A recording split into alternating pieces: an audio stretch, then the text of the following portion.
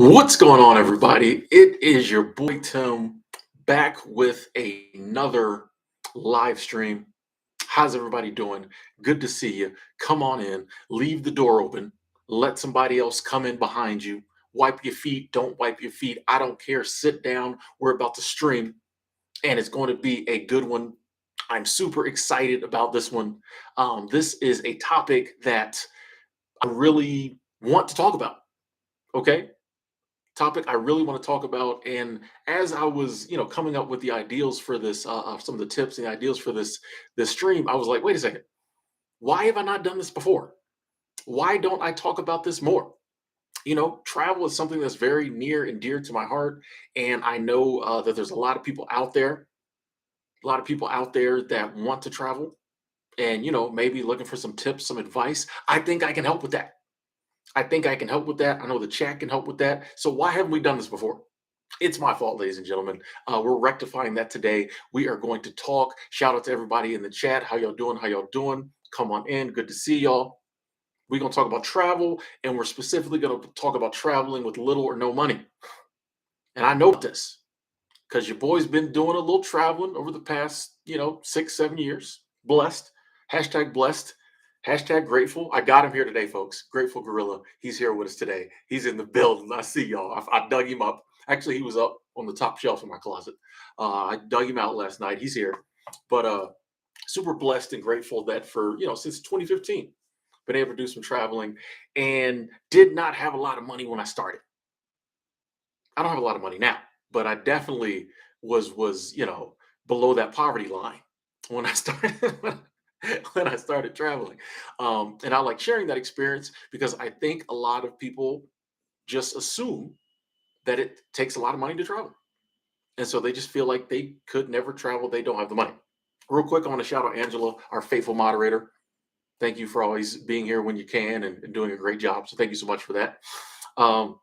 Yeah, just a lot of people. I know for me, it wasn't until like discovering minimalism, changing some stuff up in my life that I ever really got to a place where I was like, maybe I could travel. But even then, I was like, I don't think I can, but I want to. I got to a place where I was like, okay, I want to travel, but I was like, I don't really think I can because I just assumed it took a lot of money. Nobody in my family really traveled like that. Like my dad traveled for like work, but the company footed the bill on that one. My sister took like a religious trip to Russia one time, but that was a big ordeal, big expense. So like I just had no framework of what it costs to travel. You see people going to these places on TV, it look expensive. But so today we're going to debunk that myth.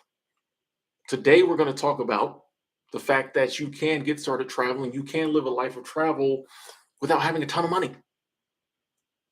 Going to talk about some of the ways I've used, some things other people, I know met a lot of travelers in my travels, so I've talked with a lot of people, a lot of them here on YouTube, some of the ways they've done it, and also, hey, in the chat, chime in.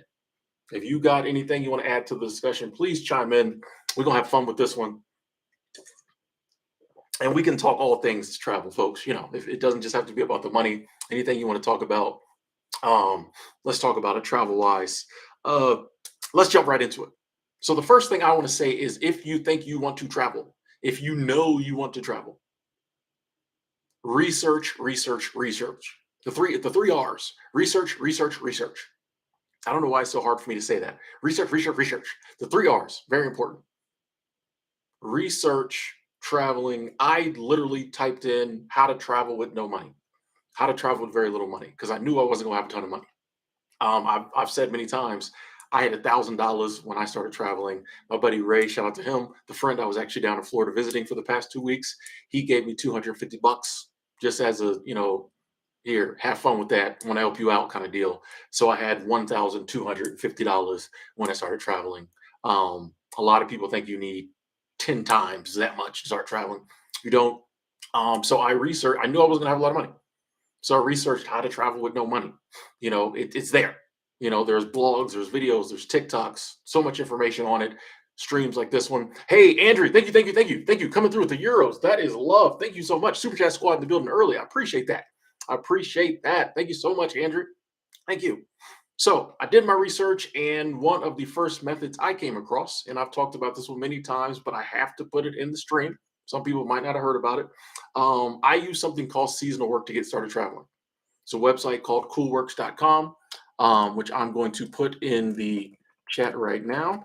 I should already have this synced up, but I did not think that far in advance. Copy, kill. Put this in the chat right now. And I use a website called coolworks.com. There's other websites that have seasonal jobs. Basically, these are jobs that are either for like the summer season or the winter season. You work a 4 or 5 month contract.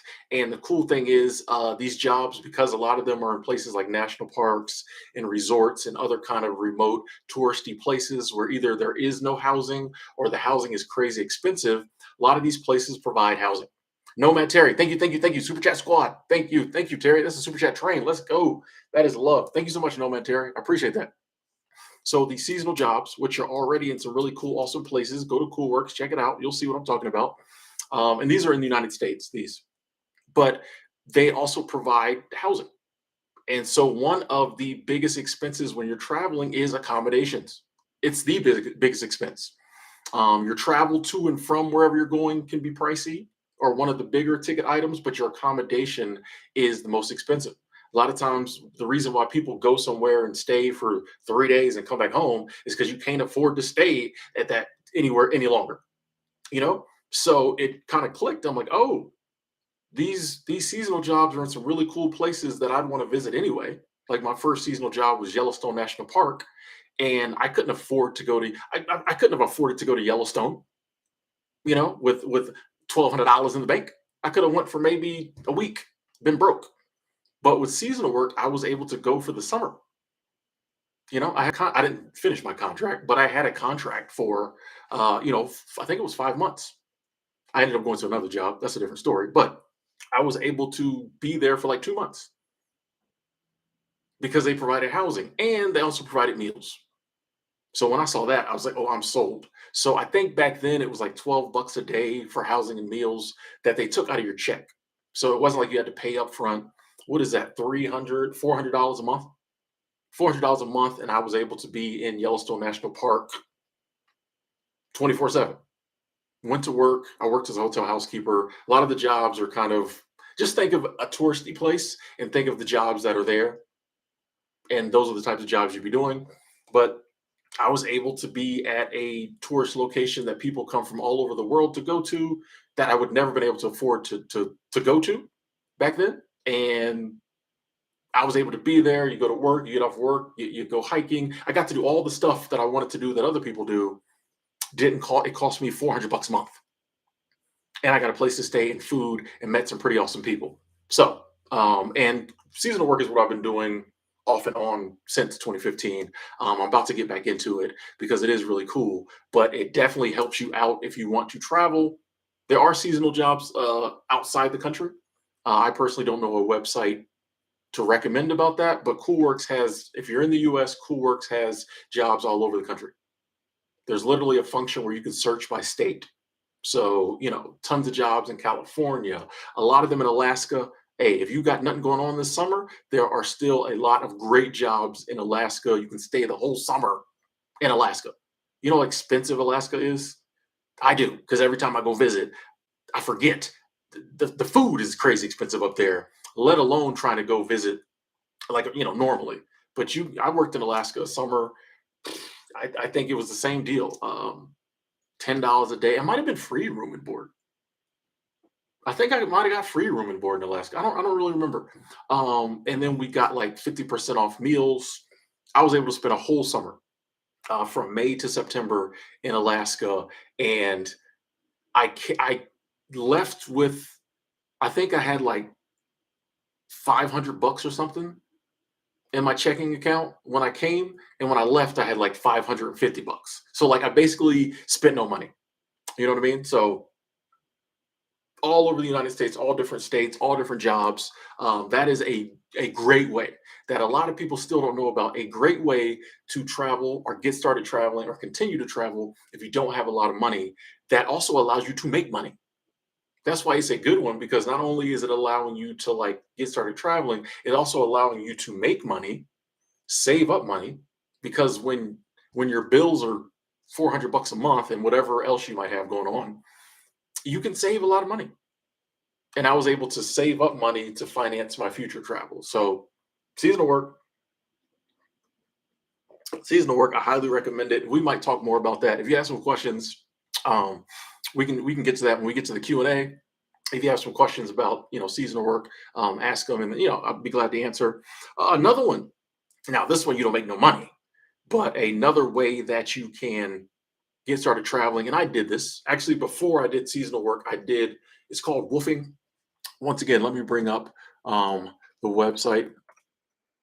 Yeah, we'll do Woof USA. This is one that actually has websites for all over the world. You can actually do this all over the world. Let me put this in here. Cool. It stands for Worldwide Working on Organic Farms. So basically, there are people who have organic farms, and they need people to come and like learn about working on an organic farm, to work on the farms.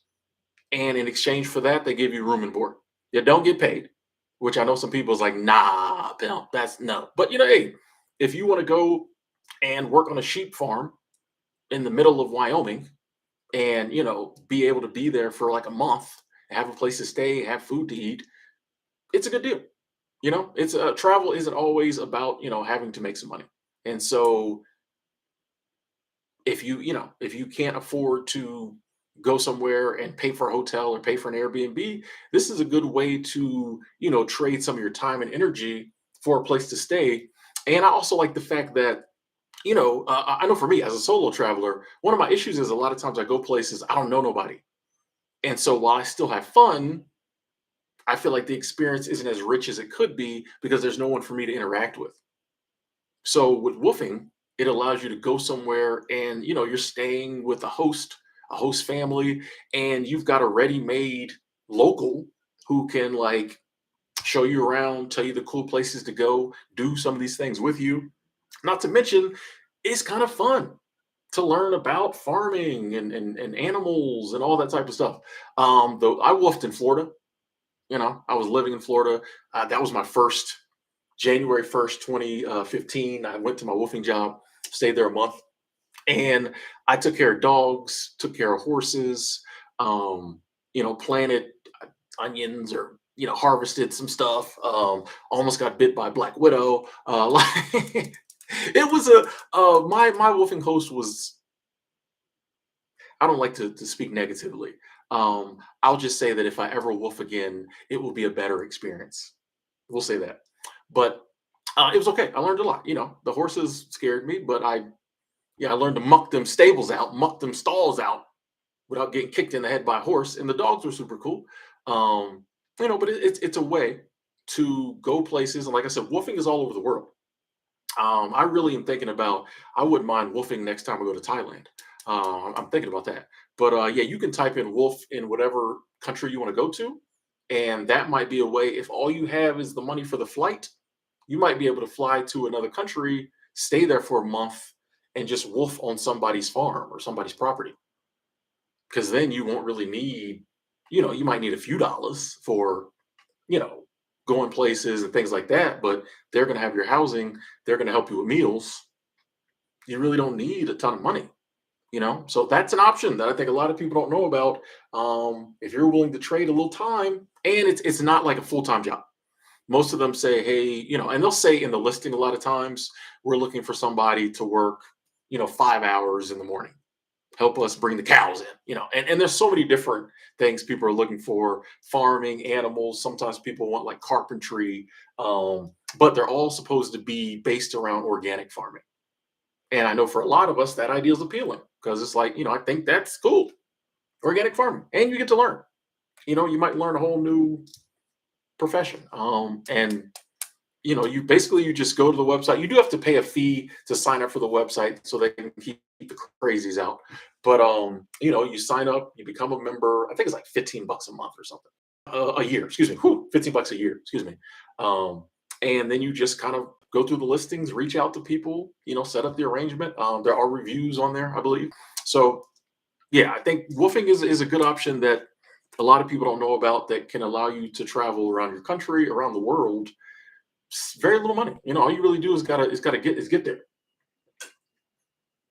Yeah, yeah, yeah. I was digging among the cabbages or the onions or something, and there was a couple black widow spiders. That'll wake you up. That'll wake you up. Okay, let's move on. Another one that uh, eliminates your accommodation, which is one of the biggest expenses when traveling. House sitting. This is one I haven't done, but I've watched videos and talked with people who have. I got friends who've done it. There are people who got so much money that when they leave and they go traveling or they go on vacation, they need someone to watch their house and typically, more importantly, their pets. People traveling and they're not the type of people who want to bring their pets on the plane. Shout out to the people who love their pets so much they bring them on the plane. Anyway, they don't want to take them with them, so they will, in exchange for like giving you a place to stay, you watch their pets and watch their house. Amazing. You can do this all over the world too. And there's websites that you can just Google house sitting and websites will pop up. I think housesitters.net is a big one. But there are websites that will get you in contact with people that will allow you to stay in their house if you water the plants, watch the cat, walk the dog, and make sure don't nobody break in the house and steal stuff. And you get to live in whatever city, country that is for however long the house it is. Pretty cool. Pretty cool. This is one I haven't done. I do want to try it one day. My thing is just I got to get over the pet thing. I got to get over the pet thing. That's why I haven't done it. Like if there was people who just like, I just need you to watch the house, I'm there. But it's always like, oh, we need you to take care of Mr. Snugglefoots, and I'm like, I don't, you know what I mean? I'm not a pet expert, a pet expert. So, but yeah, house sitting is one that great way to not have to worry about paying for your accommodations. Then all you have to really worry about is, your ticket there. And we're gonna talk a little later about cheap flights, other ways of transportation. That isn't, there are ways to get the places you need to go without paying an arm and a leg. We're gonna talk about some of that. Um, so yeah, house sitting is another one. And here's this next travel thing I want to talk about is actually let me find a house sitters website real quick. I like to put links. I like to put links. Where's the one? Where's the one I that? Oh, here's one.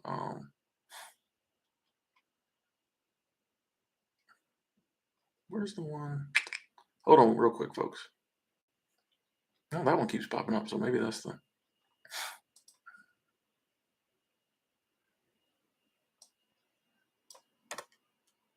Hang on 2 seconds, folks. We're gonna get y'all a link. We're gonna get y'all links up in the chat.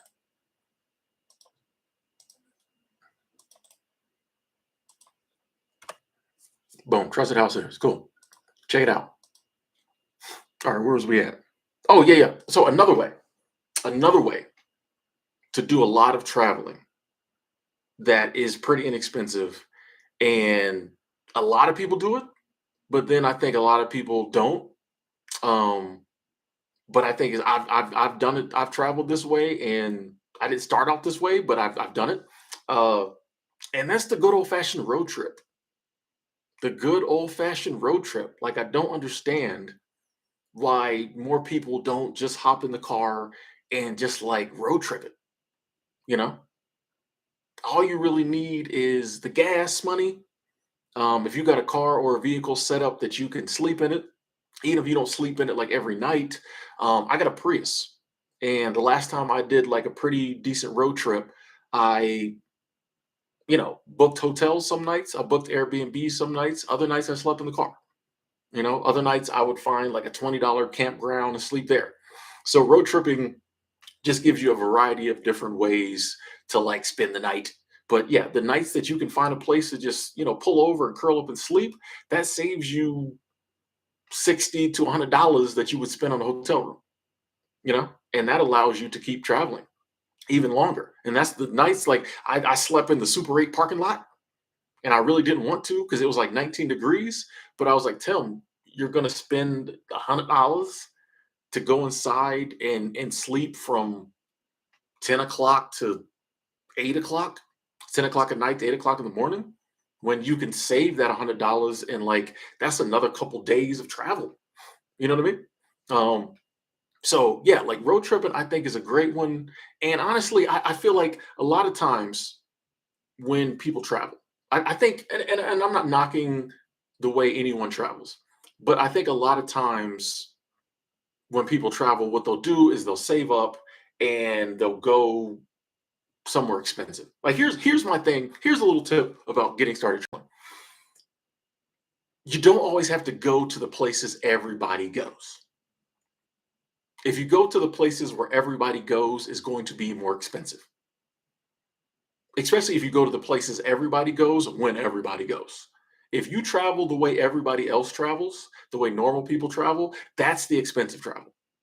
So I think a lot of people like they save up and then they get their 1 week off of work a year and they go somewhere very travel-y, very touristy, and they spend a couple $1,000s for 4 days and 5 nights. They come home. Road tripping, you could take that same money and road trip if you had the time for a month or two. You know what I mean? You can road trip a long time with $1,000. You know what I mean? You can road trip a long time with $2,000. And the cool thing about road tripping is that like there's no itinerary. When you go to a set destination, I'm going to be there, I'm going to come back home, which like I said, nothing wrong with. But when you do that, it's very rigid. I got to hop on the plane here, get there here, check in my hotel this day, check out, blah, blah, blah. Road tripping is like so freeing. There's no itinerary. You can have a loose ideal of the places you want to go and the time frame, but you might wake up one morning and be like, nah, I want to go over here now. You talk to somebody at the diner and they're like, oh, nah, you really need to go visit there. You can do it. You can do it. Hey, I am gold. Thank you, thank you, thank you, thank you. Super Chat Squad. That is love. Thank you so much. I appreciate the support. So glad you're back at it. Missed you. Hey, thank you. It feels good to be back. Missed y'all too. I appreciate that continued support. I am gold. Thank you so much. Super Chat Squad. Yes. So road tripping, you can, there's no itinerary. You can switch things up. Like I said, you might, hey, I'm gonna pull. Here's a little cheap campground, or here's some BLM Bureau of Land Management land. I'm gonna camp here for a few nights. I met some people. I'm gonna hang out with them. Then after a couple nights of that, you're like, I really need a shower. You book into a hotel, stay there a night or two. Next night, maybe you find a cheap Airbnb. But like road tripping is so much cheaper. Yeah, there is gas, but like you can afford that. And it's just I don't know. It's just so freeing to just hop in the car and be like, hey, where do I want to go next? And then you just go however long you have. You just travel around. For the same price that you might spend at a week at a regular touristy place, you might be able to road trip for 3 weeks. Yeah, I just think of a lot. I think like the kids road trip. It's in the college, you know, high school playbook. But like as adults, I feel like adults just like grown ups, like people in the 30s, 40s, 50s. I feel like we don't do enough road tripping. Just hop in the car and drive. You know, I live here in America. It's a huge country. It's a beautiful country. Whatever country you're in, it might not be as big because we big around here in America. But I'm sure there's some beautiful, amazing things to see. Hop in the car, hop in the van, hop in the RV, go. When the money start getting low, head back. Just make sure you got enough money to get the gas home. And another thing that ties in with road tripping is like gig jobs. A lot of these gig jobs that you can do from an app on your phone, Instacart, Uber, a lot of those, DoorDash, a lot of those you can do. I don't know about Uber, but I know like Instacart, DoorDash, you can do, I'm pretty sure, anywhere in the country. So while you're road tripping, you can be making money. If you find, a nice little campground that you like staying at, it's $20 a night and some cool people there, you know, stay a week, Instacart during the day or every other day, make some money. You can stay as long as you want, as much time as you got. So you can be earning money while you're road tripping. Also like, when it comes to like remote working, your job might let you work remotely for 2 months. You can take a 2-month road trip. Like yeah, just something very freeing. Like I love road tripping. As I'm talking about, I'm like, dang, I need another road trip. Just hop in the car and the van and just go. You know, DoorDash your way across the country. cheap. It's cheap. Chronicle the road trip and throw it on TikTok, throw it on YouTube, and get a following. Throw it on the gram. Take photographs. I mean, there's so many things you can do. I really like road tripping. Um, so that's one I definitely want to recommend. T Snacks, I see you. Travel Snacks in the building. I see you. Um, I also want to say too, and this one ties in with road tripping. Um, Off season, going places off season is great. Okay, you get a lot better deals if you go places in the off season. So if you just driving, you know, go in the fall. Don't go places where people go with their kids during the summer. You know what I mean? Don't go to all the place. You can figure out when. You can Google it. When does everybody go to Disney World or whatever it is? Go to places when if you're looking for deals, go when everyone else is like at home. Hey, Snake Dog Man. Thank you, thank you, thank you. Super Chat Squad coming through with the Euros. The international Super Chat Squad is in the building. That is love. Thank you so much. Says greeting from Netherlands. Love your stuff. It's inspiring and therapeutic. Thank you. Keep living life in your own terms. Peace. Hey, I appreciate the love. Appreciate that support. Thank you. And we definitely gonna keep living life on our own terms. What else is there to do? Netherlands in the building. The Euros. Euro gang. Okay. Thank you so much. Yeah, traveling during the off season. And I've road tripped in the off season, and it's amazing. Gone places that during the summer or the spring are like packed. You can't get into certain places, super expensive. You go in the off season, it's super cheap. Where was I? I went up to I was in Page, Arizona, because that's where what is that Horseshoe Bend is, and that's also where is that Lake Powell? Is that Lake Powell? The lakes and the stuff run together. Um, what lake is that? Anyway, one of those very beautiful lakes I was at, and the hotel rooms were cheap. It was like $60 a night for a nice hotel in a touristy town. And so I asked, I mean, I'm in the hotel business. So I asked the woman at the front desk, I'm like, what do these go for normal? And I think it was like 260 or so, 200, 250, something like that during the summer. So like I was gonna stay like one night and I stayed 2 nights because I'm like $60 a night. I'll take 2 nights, Alex. You know what I mean? So like, yeah, traveling off season is a good way. And that's not just true with road tripping, you know, that's even true for the places that everybody go. Say like Las Vegas. If you go to Vegas when nobody's in Vegas, it's going to be cheaper. A lot of times your flights are going to be cheaper. A lot of times the accommodations is going to be cheaper. So that's another way to like travel when if you don't have, money, doing things in the off season. A lot of times Airbnbs are cheaper in the off season because nobody's renting them. So, the Airbnb hosts would rather get some money than no money. So that's a good trick. Go to places like everybody else isn't going and like go in the off season. And then a country like America, that's so huge and there's so many beautiful things to see. Don't just, follow what they show on the travel channel. There are so many like off the beaten path, beautiful, amazing places to see, especially if you like hiking and mountains and water, waterfalls and lakes. Get on, Google's or whatever your preferred search engine is, and like look up things to do in an area that you think you might want to visit, and like go down the list. There will be some really cool, awesome places you can visit that are probably free. You can type that into free things to do in Mobile, Alabama. I don't know why Mobile, Alabama popped in my head. And I'm not sure if there's anything in Mobile, Alabama that you want to do that's free. I'm joking. Shout out to Alabama in the building. I was actually just in Alabama because when I was in Florida, where I go visit in Florida, it's right by the borders of Florida, Georgia, and Alabama. So I went to Dothan, Alabama. Um, where did we go? Where did we go in Georgia? We went somewhere in Georgia. So I was in Georgia, Alabama, um, and Florida. So that's pretty cool. Shout out to Alabama. But yeah, find the cheap stuff. Like you don't have to do the expensive stuff everybody else does. And if you want to do that stuff, go when nobody else is there. It may be a little colder, it may be a little hotter, but it's worth it. It's worth it.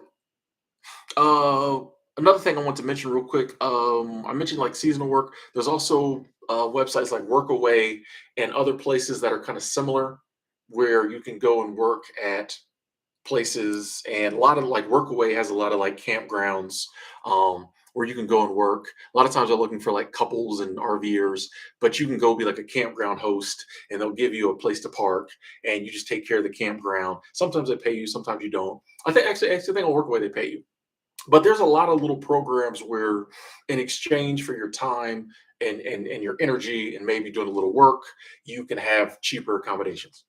And that's the biggest thing when it comes to travel, is staying. So all of these ways, couch surfing is another one that's back.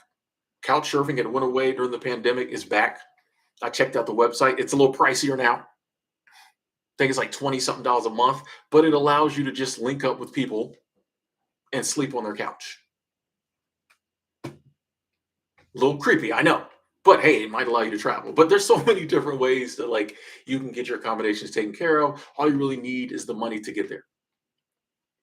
And also, speaking of seasonal work, there are some seasonal jobs, especially in Alaska and especially the seafood processing jobs. If you're a strapping young lad or laddess, or even if you're older, but if you can still work, seafood processing, where basically you're cutting up the canneries and you're cutting up the fish, and I don't know what they do, but you work long hours. You work some long hours. 7 days a week, 12 to 16-hour days. You can stack up some cheddar raleigh. You can stack up some cheddar raleigh in a month, in a summer. But a lot of them will pay for your travel there. So that's some seasonal work where like you don't even need the travel money. You can be dead broke. They'll fly you out there, you work, they'll fly you back home. Some of them you have to fly out there on your own dime, and then they'll reimburse you. But yeah, look into that. Hey, the milkman, thank you, thank you, thank you. Says, hey, dude, love the channel. If you could travel anywhere for free, where would you go and why? Super chat squad in the building. Thank you so much. Is that the Australian cash? I think that's Australian cash. We down under. We getting money from down under. Um, thank you. I appreciate that. That is love. Love game in the building. If I could travel anywhere for free, currently probably Japan, because I've always had a love for Japanese culture. I've been to the airport in Japan like 2 times. Never actually been on Japanese soil, so we need to change that. So yeah, I would love to go to Japan, and I low key want to stay in one of them capsule hotels just to see how claustrophobic it gets. If you don't know a capsule hotel or hostel, you legit have like your bed. You just have a box, like a capsule with a bed in it, and like a light and a plug, and you just sleep in the capsule. I kind of want to do that. So yeah, real quick, Andy said Stone Mountain, Georgia is nice. Been there. Yeah, you're right about that. Just wanted to address that. Hey, Crypto Twins, thank you, thank you, thank you. Super Chat Squad in the building. Super Chat Train. Choo choo, Crypto Twins. I appreciate that. Thank you so much. That is love. Let me give you the double heart because you're twins. Love gang definitely in the building. Thank you. I like that. The heart goggles. I see the love. Thank you so much, Crypto Twins. I appreciate that. That hefty donation. Thank you, thank you, thank you, thank you. We here. Super Chat Squad, thank you so much. I appreciate that. Crypto Twins and the Milkman. Thank y'all so much. Thank you. Thank you. Yeah, Japan is definitely on the list.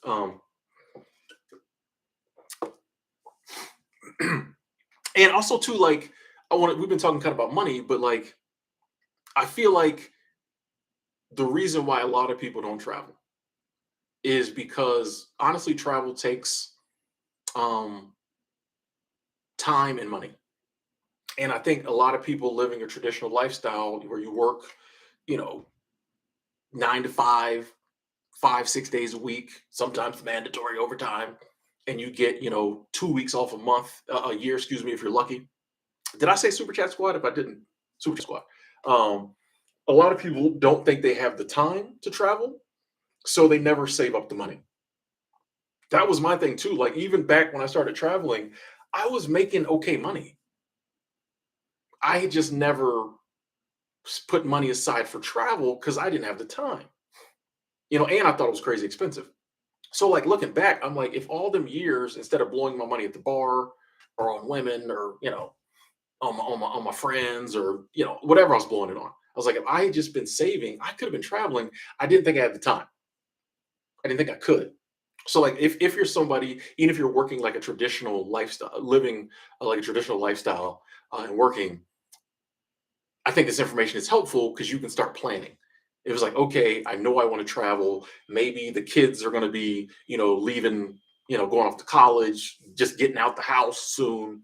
Or just maybe I just decided for myself it's something I want to do, something me and my spouse want to do, my life partner want to do. You can start like saving up some money. Once you realize, oh, travel isn't crazy expensive, I might be able to do that. You can start putting aside a little money every month for travel and then start working it so that maybe a year from now, a couple of years from now, whenever you get the time, you can go and do some real long-term traveling. But I think a lot of people just don't have the time, so they don't save the money, and then like if they ever do get the time, they don't have the money, so it's usually one of those two jams people up so they never go for it. So that's why I'm like, hey, it doesn't cost a lot of money to travel. If you start really thinking about traveling and saying, hey, this is something I want to do, I was born on this planet. It is my birthright to be able to see as much of it as is possible, and you start putting money aside, I think you will figure out a way to do it. You'll start really thinking about, how am I going to do this? Do I need to find another occupation, another job? Do I need to start working remotely? Do I need to start my own business? Do I need to take a gap year sabbatical? You know, when I was in Alaska, a friend of mine, she just, hey, by the way, we just hit 100 likes. Thank y'all so much. Just 100 likes. I appreciate that. Hitting the like button definitely helps the stream out. So I appreciate it. So a friend of mine, shout out to Mackenzie, real good friend of mine that we she worked at the same place I worked in Alaska, a place called Trail Lake Lodge, side of the road. When you think of a side of the road Alaska hotel and bar and restaurant, it fit the bill. But she just told her job, hey, I have, because she was friends with the manager and of the hotel, and she just told, they went to high school together or something, and the manager reached out and like, hey, we're looking for workers this summer. Do you want to come? And she had a nice corporate job, and she just went and was like, hey, I've got an opportunity to work in Alaska for the summer. Can we work something out? And they were like, sure, go enjoy the summer. When you come back, you'll have your job. So like that was the ultimate, you know, thing was like, yeah, she had her job waiting when she got back and she could go work for summer in Alaska, no pressure, just enjoy herself. Which it was like near the end, she was so like not ready to go back to work. She was like, like a lot of the rest of us were going to keep traveling or whatever. And she was just like, man, like I don't want to go back to work like that. That was the crazy part. But she just asked. So that's what my point is that I think a lot of times when you start getting your little travel savings fund, which doesn't have to be big, and you start thinking about travel, you'll find ways to do it. You'll find ways to do it. You can work out both of those, the time and the money. And the time is what it is. But time is good. If the more time you have to travel, the better. So the time is good. The money is kind of the burden of travel is getting the money, but it doesn't take a lot. I want to talk too about like flights. Okay. There are so many websites and apps out there now that will allow you to find cheap flights. Okay. Let me get some links. I know everybody talks about Skyscanner. Let me see if I can get yeah. A lot of people don't know about this one. I'm about to bust y'all down with a goodie. And I know I've never used this, but I think it's called Secret Flying. I think was it Psycho Traveler who recommended it? Um, and it's they send me, they had went away for a little bit during the pandemic. They're back now. And basically they'll just send you can go on the app and put in places you're interested in of traveling to, and they will send you like they send me email. They send me a ton of emails. That's how I know they're back. But they send me emails. I do it to my throwaway email account. Get a throwaway email account. But they send me emails about super cheap flights to places that I've said I might want to go. And basically, it'll say if you travel between September and December of 2023 and you fly from here to, let's just say, Vietnam. If you fly from Seattle to Vietnam, you can do it for $200. So that basically, I guess they go in and just identify uh, routes and schedules that airlines have that nobody's flying on, and they're offering super deals. So yeah, secret flying is one that they have some pretty. I've never used them, but like I said, some travelers that I truly believe are honest and trustworthy have endorsed them. And these aren't people who endorse places just for the check, but and I've seen some of the deals they had on there that were I'm like, really, I can fly to Ireland for $150? But yeah, there is. You won't be able to just go in there and be like, oh, these are the dates I want to go. It's kind of like you have to fly from here to there during this time period, but you can do it super cheap. But there's also Skyscanner. There's so many other sites. If you're somebody like me who's a Delta snob, hashtag only fly Delta, you can still fly an airline that you really like. I love Delta because I'll never have no problems on Delta. And I like racking up my Sky Miles, which reminds me, I got to check, see if they put my Sky Miles for my last trip through. But a lot of things like booking as far in advance as possible will give you better deals. Booking on, at the beginning of the week when less people are traveling gives you better deals. Enrolling. My tip is any airline you fly, enroll in their miles program, whatever it's called. Skybucks, Sky Miles, flight money, whatever it's called. You know, Everyone has one. Enroll in all that. I also say every hotel you stay in, enroll in their program. This can get problematic because, like, I do this and then I forget.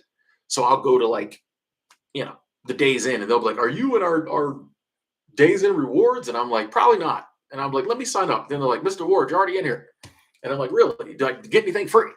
So, but yeah, so anytime anything you're doing traveling, if they have like a rewards thing, sign up for it. And don't do like me. Make a list so you'll know which ones you're using, um, because those things add up. After you've been traveling for a while, a lot of the perks will start to hit. This also is helpful when you're like I use booking.com to book my hotels. I use booking.com or hotels.com. Every now and then I'll try to book through Delta to get more Sky Miles, but I feel like the rates aren't as good. Um, they aren't as good as I'd like them to be. So I use booking.com. I've always used booking pretty much. Unless there's like a hotel I just really want to stay in and it's not on booking, then I use hotels.com. I'm like a level 3 genius member on booking.com. So I get some really good deals. A lot of times I'll get 15% off, 20% off. I'll get like free room upgrades. When I go to Bozeman and I stay in the hotel with the jacuzzi, they always be upgrade. That's how I do it because they upgrade me. I get a free room upgrade to the business room with the jacuzzi and the fireplace. I'm not springing for that. I get upgrades. So like that's another way to be able to travel cheaper is signing up for these rewards program and like using them. And so eventually it'll start to pay off. In the beginning, it may not, but eventually it'll pay off. Hotels.com, I think you stay 10 nights, you get a free room. So the perks will start to pay off, allow you to travel, longer. Another way to travel, we're talking here in America. If you want to get, this is how one of the ways I was able to get started traveling. The way I was able to get to my seasonal jobs in the beginning was using like cheap transport, like the Greyhound bus. In the beginning, the first couple years, first year or so, I was heavy on Greyhound. I was heavy on Greyhound, and on Greyhound, once again, if you book way in advance. You book Monday, Tuesday, or Wednesday morning. Flight schedules are cheaper. That's how I did it. You can get cross country on the Greyhound bus for $150 if you do it right. 150 $200. That's pretty cheap. So and then I started a YouTube channel about Greyhound because when I first took Greyhound, I was looking for information. First time I took Greyhound was probably 2011, and there was no information about it. So later, 2015, when I started traveling more, I started doing videos about it. Those kind of took off. To this day, if you type in Greyhound on YouTube, one of my videos will probably pop up somewhere in the results. But that turned into a revenue stream. But there's Greyhound. Um, you can get some cheap tickets. There's Amtrak, which is one of my preferred methods of travel now. You can get like is it the Rail Pass? But I think you get 10 segments in 30 days. Actually, we're gonna look that up. We're gonna look that up. I want to see. I want to see. I want to be correct with my information, and I want to see what it is. We're gonna look it up. Where is it at? USA Rail Pass. 10 segments over 30 days. Yes. Let's see how much it is. 4.99. So for 500 bucks, you get 10 segments over 30 days, um, which is a great way to see the country. Hold on, I'm gonna put the link in here, which is a great way to see the country for 500 bucks, at least the travel. Paste. Okay. Yeah. Amtrak has a rail pass. You pay 500 bucks and you get 10 segments within a 30-day period. So that's a good way. Hop on the train, go somewhere, stay a couple days, go somewhere else, stay a couple days. I think you have to kind of book them in advance to make sure you get, because sometimes they may have seats on the train, but they don't have any rail pass seats. Found that out the hard way. But yeah, for 500 bucks, it's a good way to like go around the country. And sometimes you can set it up to where you be on the train overnight, so you don't have to do a hotel room. But yeah, little stuff like that. Most of the travel places have deals, rewards programs. Take full advantage of all of those, and it allow you to like be able to travel longer for less money. And I did. Yeah, I gotta say, if you're looking for a cool trip cross country on the Amtrak, I did it 2021. The years all run together, but I flew. I was living in Bozeman at the time. I flew to Seattle, and I took the train, the Amtrak from Seattle to Chicago. I spent a couple days in Seattle, so that was cool. Um, Spent a couple days in Seattle.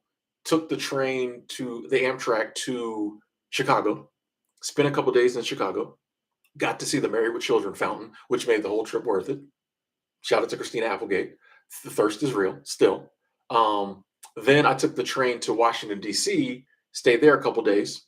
Shout out to the Lincoln Monument, the White House, all them. Um, and then I flew back home. But the flights to Seattle and from Washington D.C. home was whatever. The cool part was, taking the train from Seattle all the way to Washington D.C., which is basically coast to coast. So you got to go through a lot of states.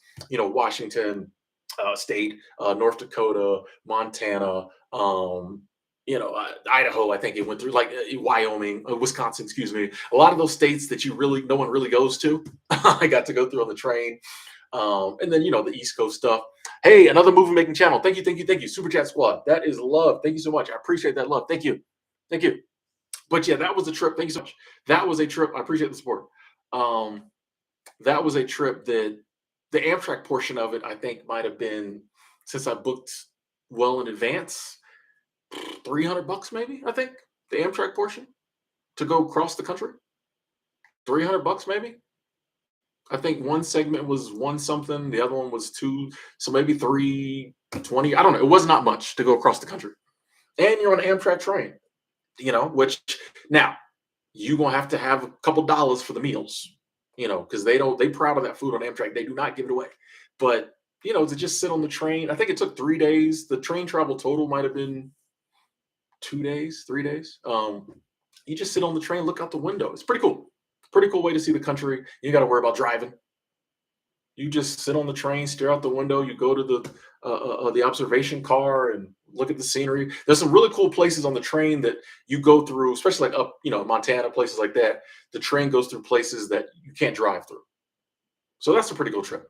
Um, there's so many things to do, so many places to see that you may not hear about. That's why I say, once again, research, research, research. People always say, "Hey Tim, I'm thinking about traveling. Where's somewhere I should go first?" I don't like to give recommendations. If you see somewhere that looks cool, Google it.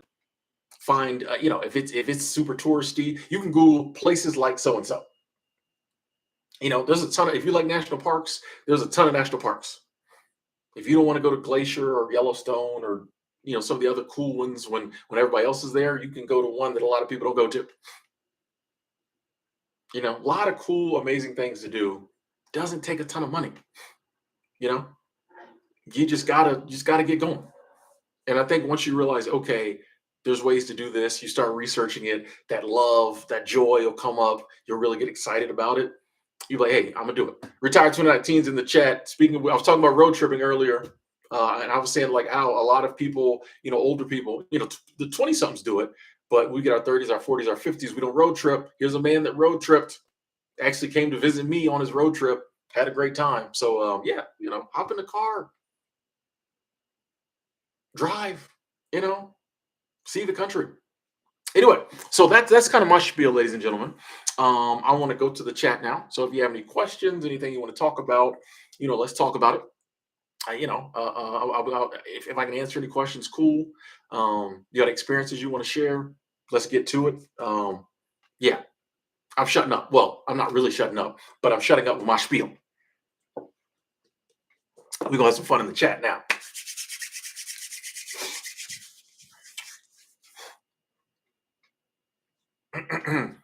Me and Gratitude Gorilla.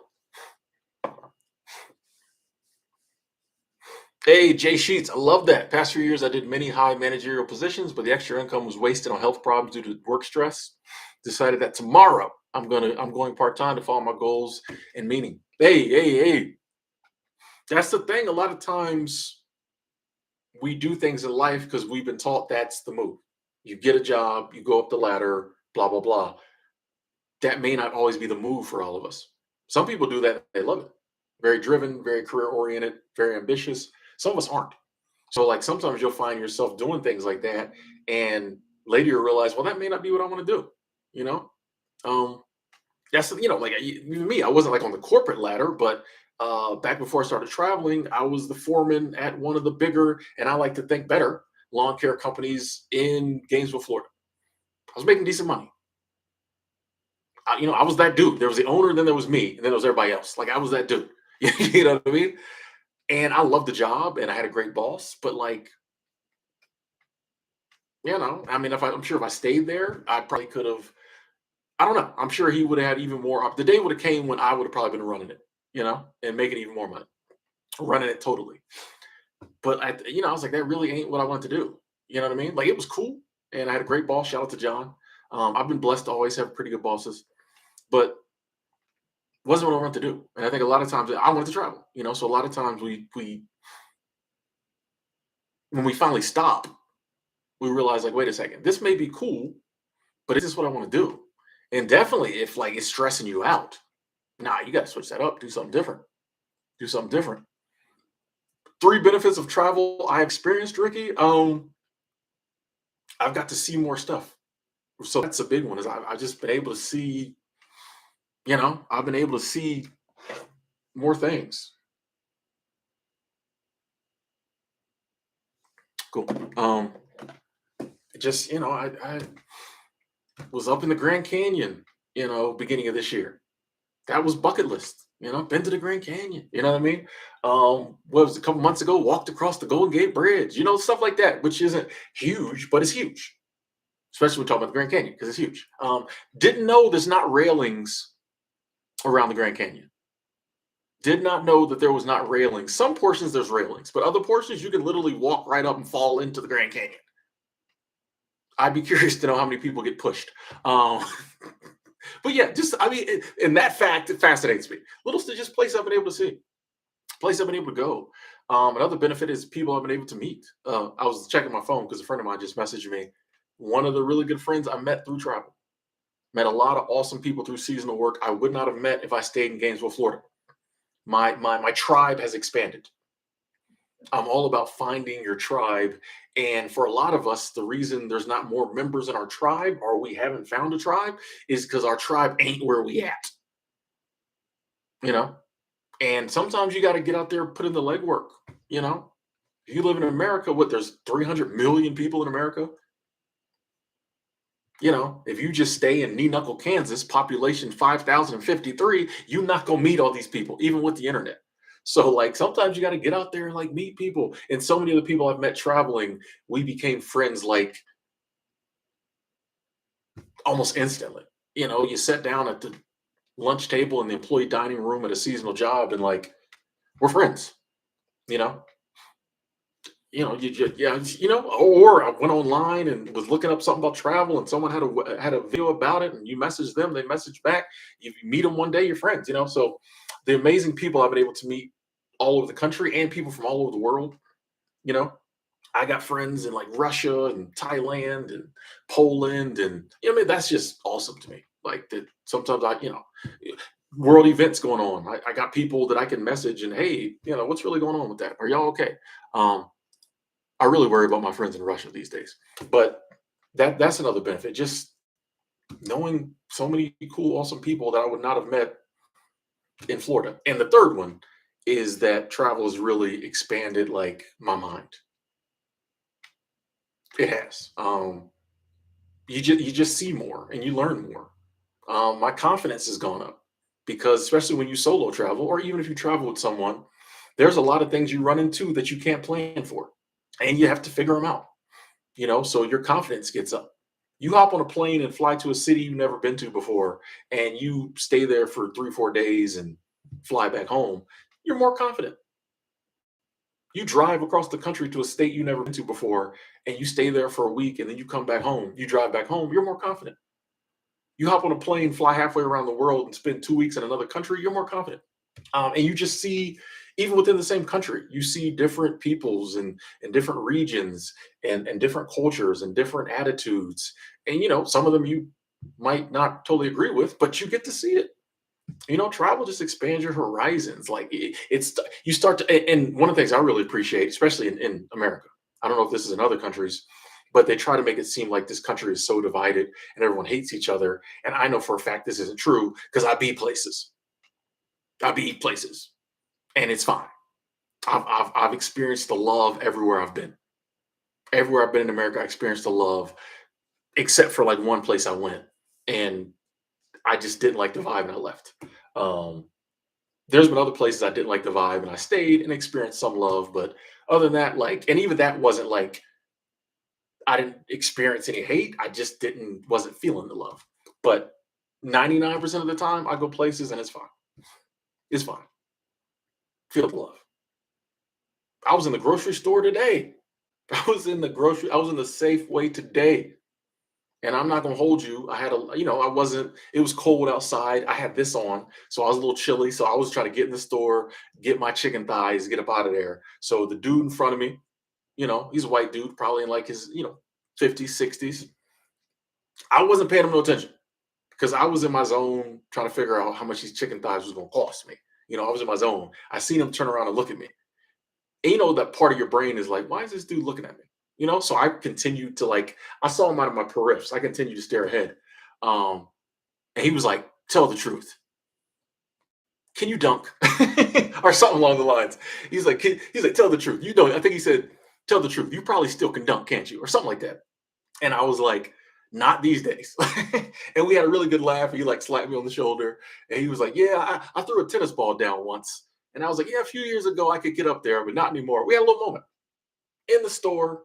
You know what I mean? Total perfect stranger, two different races, two different economic backgrounds because he looked like he had a little money.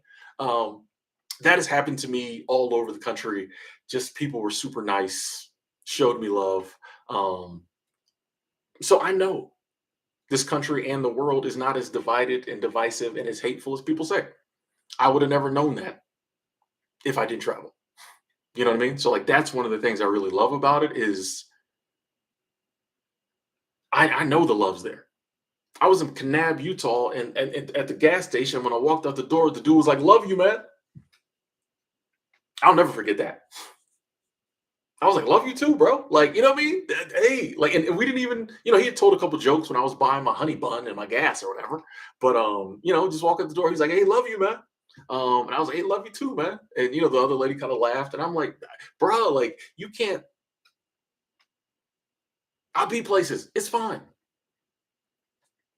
Most people just want to like have fun, pay their bills, raise their kids, enjoy themselves. But you have to interact with these people to know this. If you just stay at home, all you know is what they tell you. So that's one of the big benefits of travel, I think.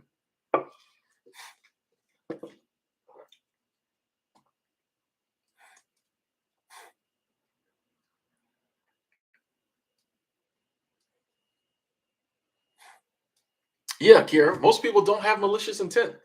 If the world was as bad as they say it is, we would have all killed each other off by now. Like, we wouldn't be here.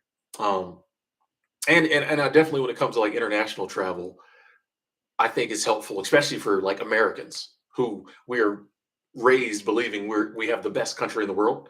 I think it's cool to like leave and see that other countries do some things better than us, or you might just like the vibe in another country better, or even within your own country, you might like a different region better. Travel allows you to like go other places and say, "Hey, I might actually want to move to Nashville." You know what I mean? Like, I love this part of the country. That's why you see me in, Montana and Colorado. Like, I love this part of the country. I would have never known that if I didn't come. I thought, down south was where it was at. And that's no disrespect to the south. But I really just like this part of the country. You know, you might travel to the northeast, southeast, whatever, northwest, and be like, man, I love it here. I just like the vibe. So yeah, that's another benefit of travel. Um, Jim, I will say you asked about Greyhound. I did not feel safe the whole time. Let me clarify. Greyhound is solely for the cheap price. If the ticket is cheap and you're willing to risk it, Greyhound's model should be like, we'll get you there eventually. Every Greyhound trip I've took, I made it to my destination, save one where I got off because I think there was drugs on the bus. Um, Long story. We might tell that later. But Greyhound will get you there. It might be delayed. One time my trip ended up taking 24 hours longer than it should have. I had an 18, actually it was longer than that. I think it was like 28 years longer, 28 hours longer. 28 years. That's present. Um, I had like an 18-hour layover one time. I had to get a hotel room, but Greyhound is solely for the price. There was many times I've been on Greyhound, I did not feel safe. I didn't see people get beat up on the bus, all kinds of craziness, drugs, all of that, prostitution, all that type of stuff. Theft. So yeah, Greyhound is an experience, especially cross country. But yeah, you can survive it. I've took a lot of 2-day, 3-day Greyhound trips.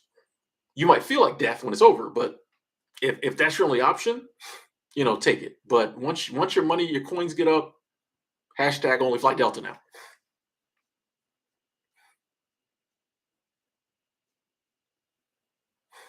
Yeah, Jasmine, places like Colorado exist. They do. My buddy, shout out to Roll Money, man. He comes in the chat sometimes. My buddy Roosevelt, he came up here on vacation. Him and his wife got to spend a couple days with him, and he was just blown away by how friendly everybody is. Like we were out, hiking, and we went up to Red Rocks and Roxborough State Park, and we was all around. And he was just blown away. Went to the aquarium. He was just blown away by how friendly everybody is. You know what I mean? Because he looks like Rick Ross, basically. Large black dude, very not loud, but like when Ro walks in a room, he gonna have his chains on, his watch on, yeah, you know what I mean. Yeah, he like that, you know what I mean. So like, it was cool that we're out on like hiking trails and just random strangers in Colorado are speaking to us before we speak to them. They're like, hey, how y'all guys doing? Hey, can you take a picture for us? He was just blown away. He like, dang, everybody speaks. I'm like, bro, why do you think I'm out here? It's different. It's not, So yeah. Another movie making channel. Thank you. Super Chat Squad. That is love. Says, hey, random question for you. I made this film recently. There's a scene where I need a video of someone talking about how to live in your car. Yours would be perfect, and I'd credit you completely. Um, yeah, I think that works. Yeah. If you use it, can you just like message me and let me see where I can watch it? But yeah, I'm fine with that. I'm fine with that. Yeah, that's not a problem. I'm fine with that. I appreciate that, and I appreciate the support. Yeah. Yeah, that's fine. Yeah. Your boy famous. Your boy famous. I'm being filmed. I told you I was gonna be in film. Okay. Yeah, another movie making channel. That's perfectly fine. Thank you for asking and appreciate the love. Super Chat Squad.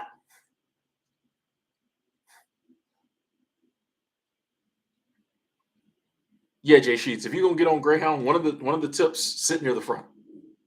I'd literally be watching as the people were getting off the bus and I was about to get on to see what seat I was gonna sit in. Oh, second row back. I got you. Like, don't sit in the back.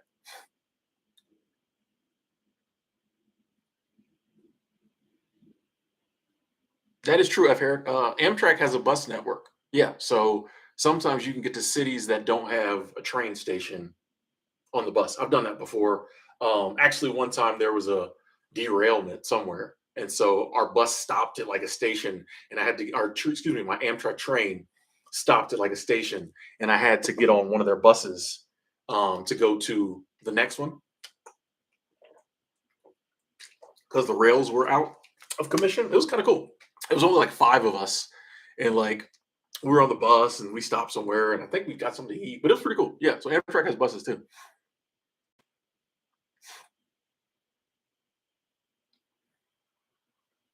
Oh, I'm totally gonna get Hollywood. uh,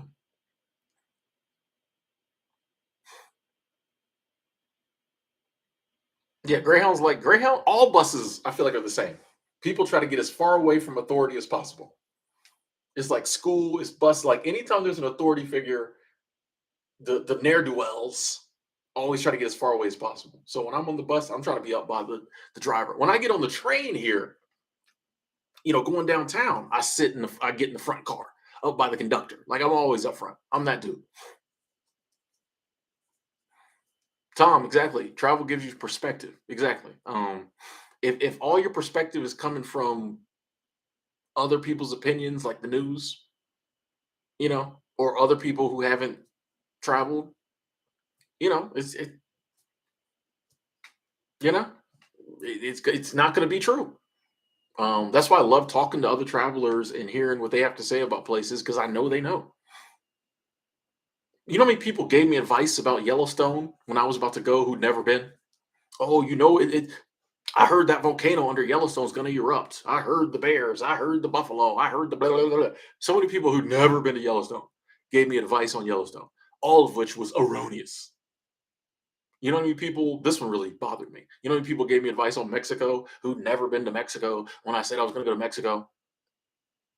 There's people who try to tell me about Mexico who've never been to Mexico, and I've been to Mexico. That one happens all the time. Oh, you can't go to Mexico. I'm like, bro, I went. Oh, Praveen, I would love to go to South India. Yeah, yeah, yeah. India's definitely on the list. India's definitely on the list. Definitely. Thanks, Gabe. Said I love your videos. Thank you, Gabe. Ways to save on gas when traveling in a van RV. Only advice I would have for that, Nick, is maybe like some of those gas apps that you get rewards or that'll tell you the cheapest place to buy gas. Like I drive a Prius, so like when I'm road tripping, I'm in a Prius, so I don't have a ton of advice on that, but maybe someone in the chat will. But all I can think of is once again maybe signing up for rewards programs where you get discounts on gas, or one of those apps that shows you where the cheapest gas is in the area, things like that. But gas is kind of one of those that like gas gonna be gas. Another thing too is if you are like road tripping, try to figure out if you know where the areas you're going to be in. You want to try to if you're somewhere where like because gas is cheaper, 20 miles down the road, 100 miles down the road. So if you can fill up, and I'm sure you know this, but if you can fill up where the gas is cheap, that can save you a lot of money. Because we've all been traveling and didn't stop at a gas station. And then when we finally had to fill up 2 hours later, gas was 30 cents more a gallon. You know what I mean? I've done that many times. So if that's one thing, like when you can be like, which I'm learning now. So like if I'm in a more touristy area, I ain't getting gas. I'm gonna wait till I get out in the sticks, and then I'm gonna get my gas, which sometimes it's not the most comfortable, pull over and get gas. I've never had any problems, but you know what I mean, you ever had to pull over in the sticks and get gas? It don't always be, what I mean. I remember one time in Utah, I said, man, I do not want to pull over. I did this look, man, it was bad. It was country. I have not seen more, I ain't seen that much camo in a like, but it was like the nicest people. I had no problems. And it was a time I had to use the bathroom too. So like normally I like to just get my gas, run it and pay, get back in the car. Like I said, I haven't had any bad experiences, but you know how it be. You're in the middle of nowhere. While you're driving is fine. You have to stop somewhere. I'm like, man, I don't know. There's a lot of jacked up pickup trucks here, camo everywhere. Went inside, no problems. People holding the door for me, people being nice, no problems. But I remember I was like, man, I don't want to. I said, man, I gotta go in this bathroom. I was, but that comes from getting your gas, in the middle of nowhere. But it was cheaper.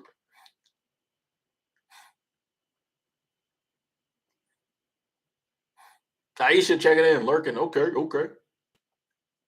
Where are we at? Upside and gas buddy. Okay, okay.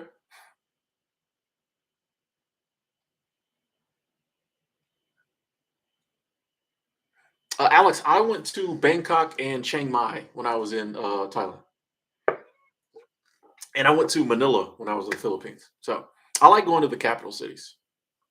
I got to go back to Mexico just to go to Mexico City because I said every country I go to, I want to visit the capital city.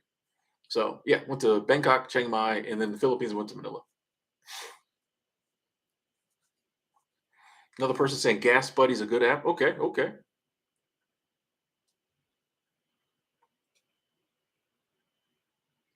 Digital, you do that on Uber, get gas in the sticks real fast. Yeah, yeah. You, it's crazy, man. Because like even though I know I'm probably not gonna have any issues, it's a different man. Like that's one thing with like road tripping.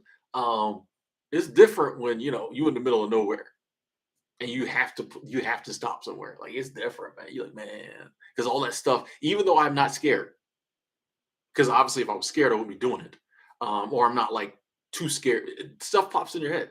And then I always once I get my gas to get back in the car, I'm like, Tim, yeah, it's funny though. Yeah, I gotta visit Mexico City. I have not flown first class, Jasmine. Honestly, don't know if I ever will. Like, I do want to fly Delta Comfort Plus.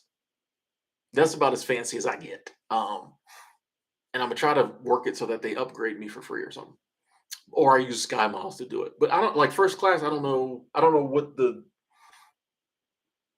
like. I don't need more leg room. The seats are comfortable enough in economy. You get a TV and movies to watch. You know what I mean? Like there's no draw to first class for me, other than getting on the plane first. That is honestly the reason. If I ever flew first class, it would be so I could board the plane with the first class people. I don't like waiting until main one when they change the little thing over and you have to go in the general boarding line. And that's totally ego. But yeah, that'd be why I would do it. Like I'm fine in economy. So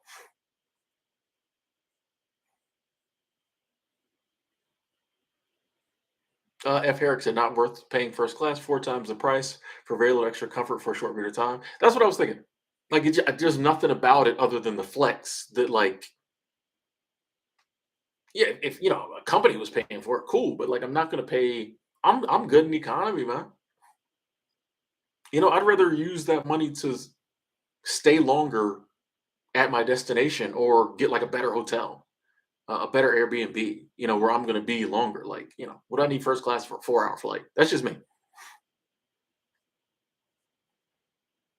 Isabel said you also get free check bag with first class. I feel like it's worth it for long flights because free food and drinks. Okay. Oh, maybe a longer flight. I can see that. I can see that. Well, I know how to get a free check bag anyway. I told you my tip for getting a free check bag. Just bring it through TSA. When you get to the gate, they're gonna say, "We're gonna since it's a book a full flight. If anybody wants a complimentary check bag, bring your bag up." They do that almost every flight. And if they don't, when you get on the plane, just be like, "Oh man, this won't fit in the bin." They'll put it in the back.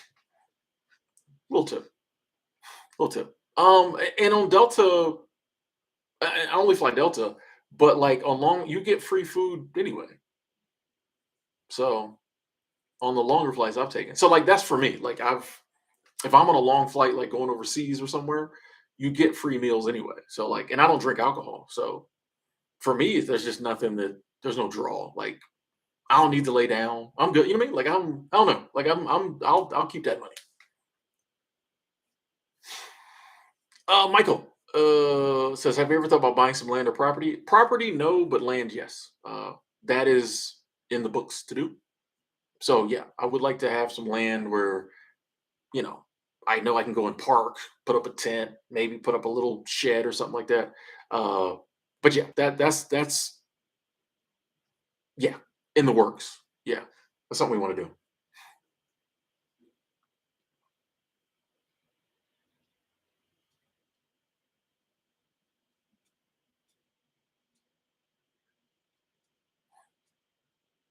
I would like to skydive. That's something I do want to do.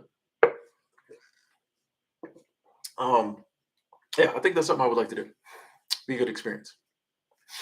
Would I consider a cruise ship? I don't know. If I go on a cruise, it will probably be my partner wants to go on a cruise. She like, I want to go to the DR on a cruise. I'm like, okay. I don't know if I'd ever initiate the cruise. It would have to be, she wanted to go on a cruise. That probably would be. I'd probably end up paying for it, but yeah, that would totally be. She wants to go on a cruise. I don't think I'm. I don't know if that's really my scene. You know,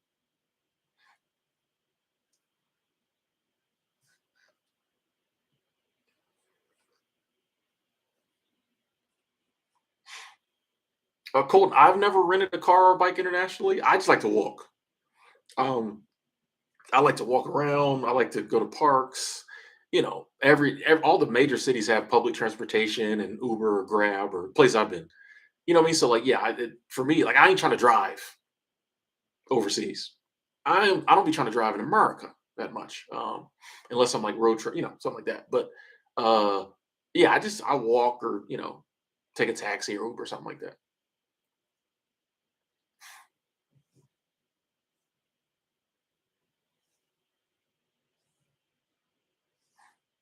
Jasmine, you scared of you terrified of cruises? Why? Carlos checking from Arizona. Yeah, I just don't know like a cruise, being on the water, having like the cruise kind of dictates what you do. I like going somewhere and just doing whatever I want to do. You know, so like I said, I do it under the right circumstances, but it's just not something that I'm like, yeah, Caribbean cruise. And it seems very touristy, I like Tim likes to go places and do Tim by himself. You know, you on the cruise ship with a whole bunch of other people. You get off the ship, they doing the same stuff you doing.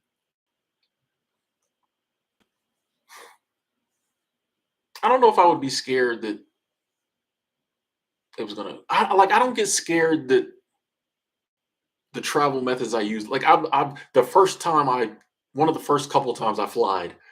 I was nervous about it crashing. Now, like honestly, before I went to Florida, they were showing the previews for that movie Plane all week.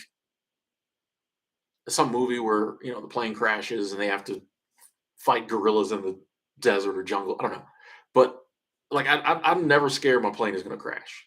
Like I don't think I'd be scared on a cruise that it was going to hit an iceberg. Like I'm never scared that the transportation I'm on, when I'm in an Uber, I'm never scared the driver's going to wreck. You know what I mean? Maybe once or twice I had a crazy driver, but like I don't know. So like yeah, that wouldn't. I mean, if it did, it did. Yeah. Yeah.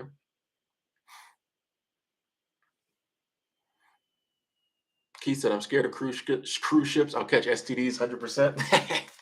Hey, hey, hey, hey, hey. I mean, that's your choices. Don't blame that on the cruise ship, sir. Do not blame that on the cruise ship. If you're gonna catch STDs on a cruise ship, you're gonna catch them on dry land. That ain't the ship. That's you. I'm just I was messing with you. I just mess with you. Not saying you can catch STDs. I'm just saying. The milkman, I'd love to come to Australia. All these places are on the list. It's just a matter of we get into that. You know what I mean? We get into that. It is in my goals book to be a full-time world traveler. We just have to we setting things in motion for that. You know what I mean? Oh yeah. Oh yeah. Yeah. I no doubt in my mind. We're gonna visit all the continents, dozens of countries. It's in the goals list. You know. But as far as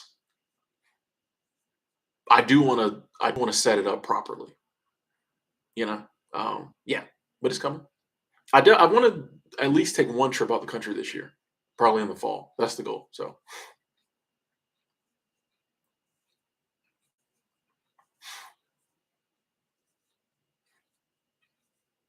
free like summer. My diet is at the moment kind of whatever. I eat a lot of chicken, a lot of Chinese food. We're gonna be switching that up. But yeah, I don't have like a set diet. Like yeah, that is one area I do want to grow in. Because I'm a big believer that what you consume affects you. And I don't think the diet I currently have is conducive to the life goals I want to achieve. Don't think my current diet is conducive to the level of life I'm going to have in the future. So if I'm, very careful about what I consume, as far as other things, movies, television, people I interact with, I need to be that picky in particular about my diet. So we gotta work on that. Would I visit the Bermuda Triangle? Probably not. And not because of the Bermuda Triangle. I just don't really want to go to that. I don't have any desire to go to that part of the world at the moment. Corlivia, yeah, I kind of gave up on the cooking. Like, yeah, we might get started back this spring. Um,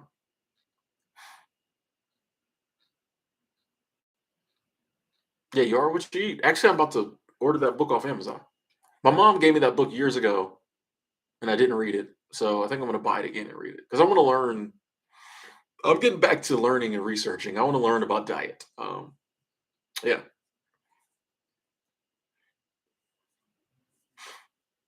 Five Horizons, yeah, I think it's still possible to hitchhike across the country, but it does take a lot of courage. I'm not gonna hold you. I don't know if I have it currently, but I'd love to hitchhike across the country. I think you could do it, but yeah, it's a forgotten art. Like we think you can't do it, so no one does it. But I think you could do it. Jasmine, I appreciate you hitting that like button. Thank you, thank you, thank you. Taisha, I could see the day coming where I go plant based. I could see that as a possibility. Not saying I'm definitely going to, but I'm not opposed to that if it comes to that. But I can see that. Like I said, I got things I'm gonna do, and I honestly feel like my diet it might be holding me back from some of it. So I gotta exhaust every avenue to get to where I'm trying to go because I got goals. So like I'm not trying to miss out on some greatness, some awesomeness because like I wanted to eat fried chicken. You know what I mean? So we gotta, you know what I mean?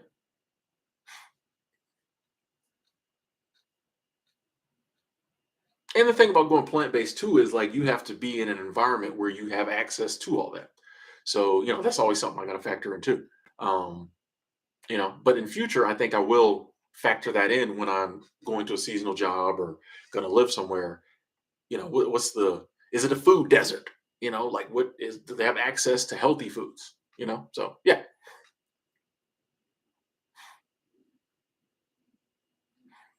Jim V, I as far as cell service, I've had Cricket wireless since I don't know, maybe since I started traveling. If not the beginning, I got it.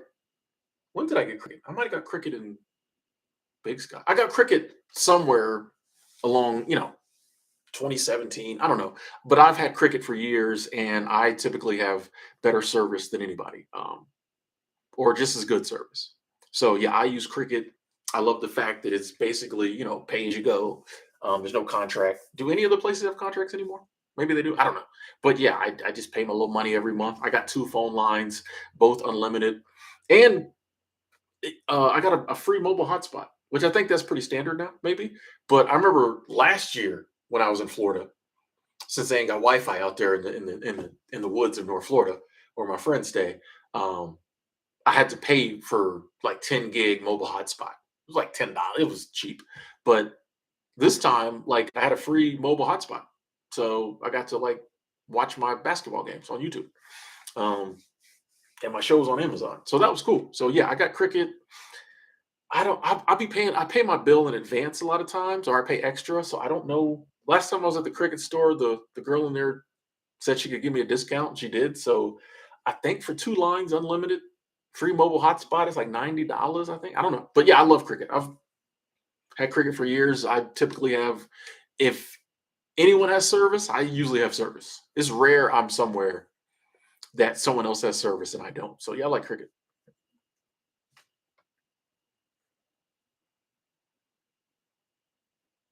Hey, thanks. We are all unique. Aisha, you went to the grocery store today? Okay, okay, making moves, making moves. Victor, kind of off topic, but no, I do not believe in hell. No.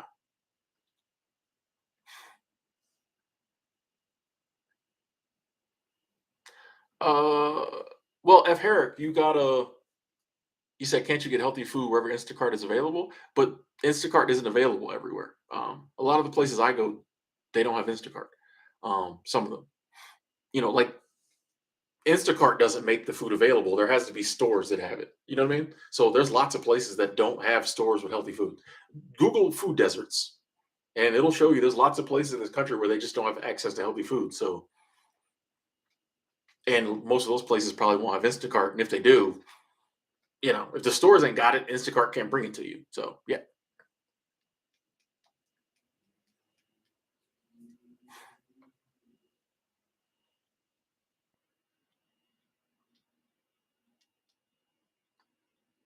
MOC out there skateboarding. Okay. Would I consider RV living in the future given the appropriate circumstances? Um, I don't know. Like I lived in RV before, and I think that might just be too much space for me. Like I don't think I need an RV.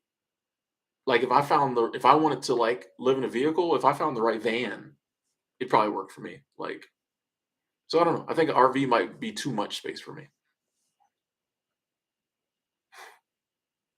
Jim, I got two different phones. Yeah, it's not a dual SIM. It's yeah, one's personal, one's business. So yeah, two separate phones. And yeah, Cricket works in Mexico and Canada, I believe, as well. Yeah, for no extra.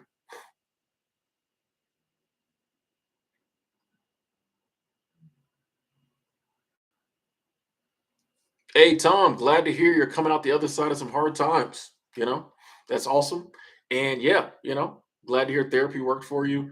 And I always say, even when I talk about sobriety or depression, exhaust every avenue.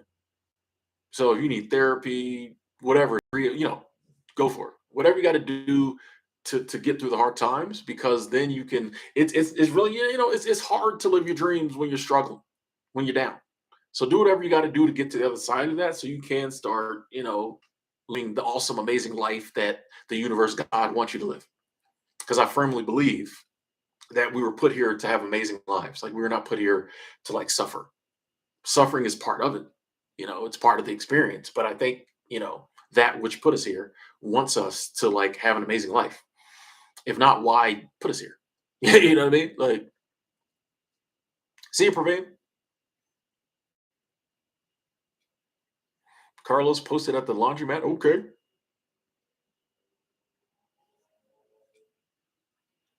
Free like Summer said, food and exercise really helped me escape my depression. All right, cool, cool, cool, cool. Yeah, I'm one of the things about the wintertime for me is I don't get to get out. Like today, I was gonna go for a walk and start snowing.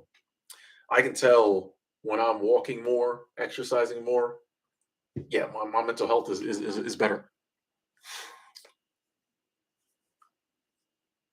Victor, I think happiness, if worked at, can be accomplished.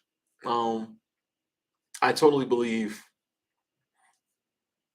if you work at being happy, you can be happy. There will be times when you're happier, or it might be easier to get to a place of happiness, but I think it's possible. And even if it is hard to accomplish, it's worth it. What else is there? Be miserable, So yeah.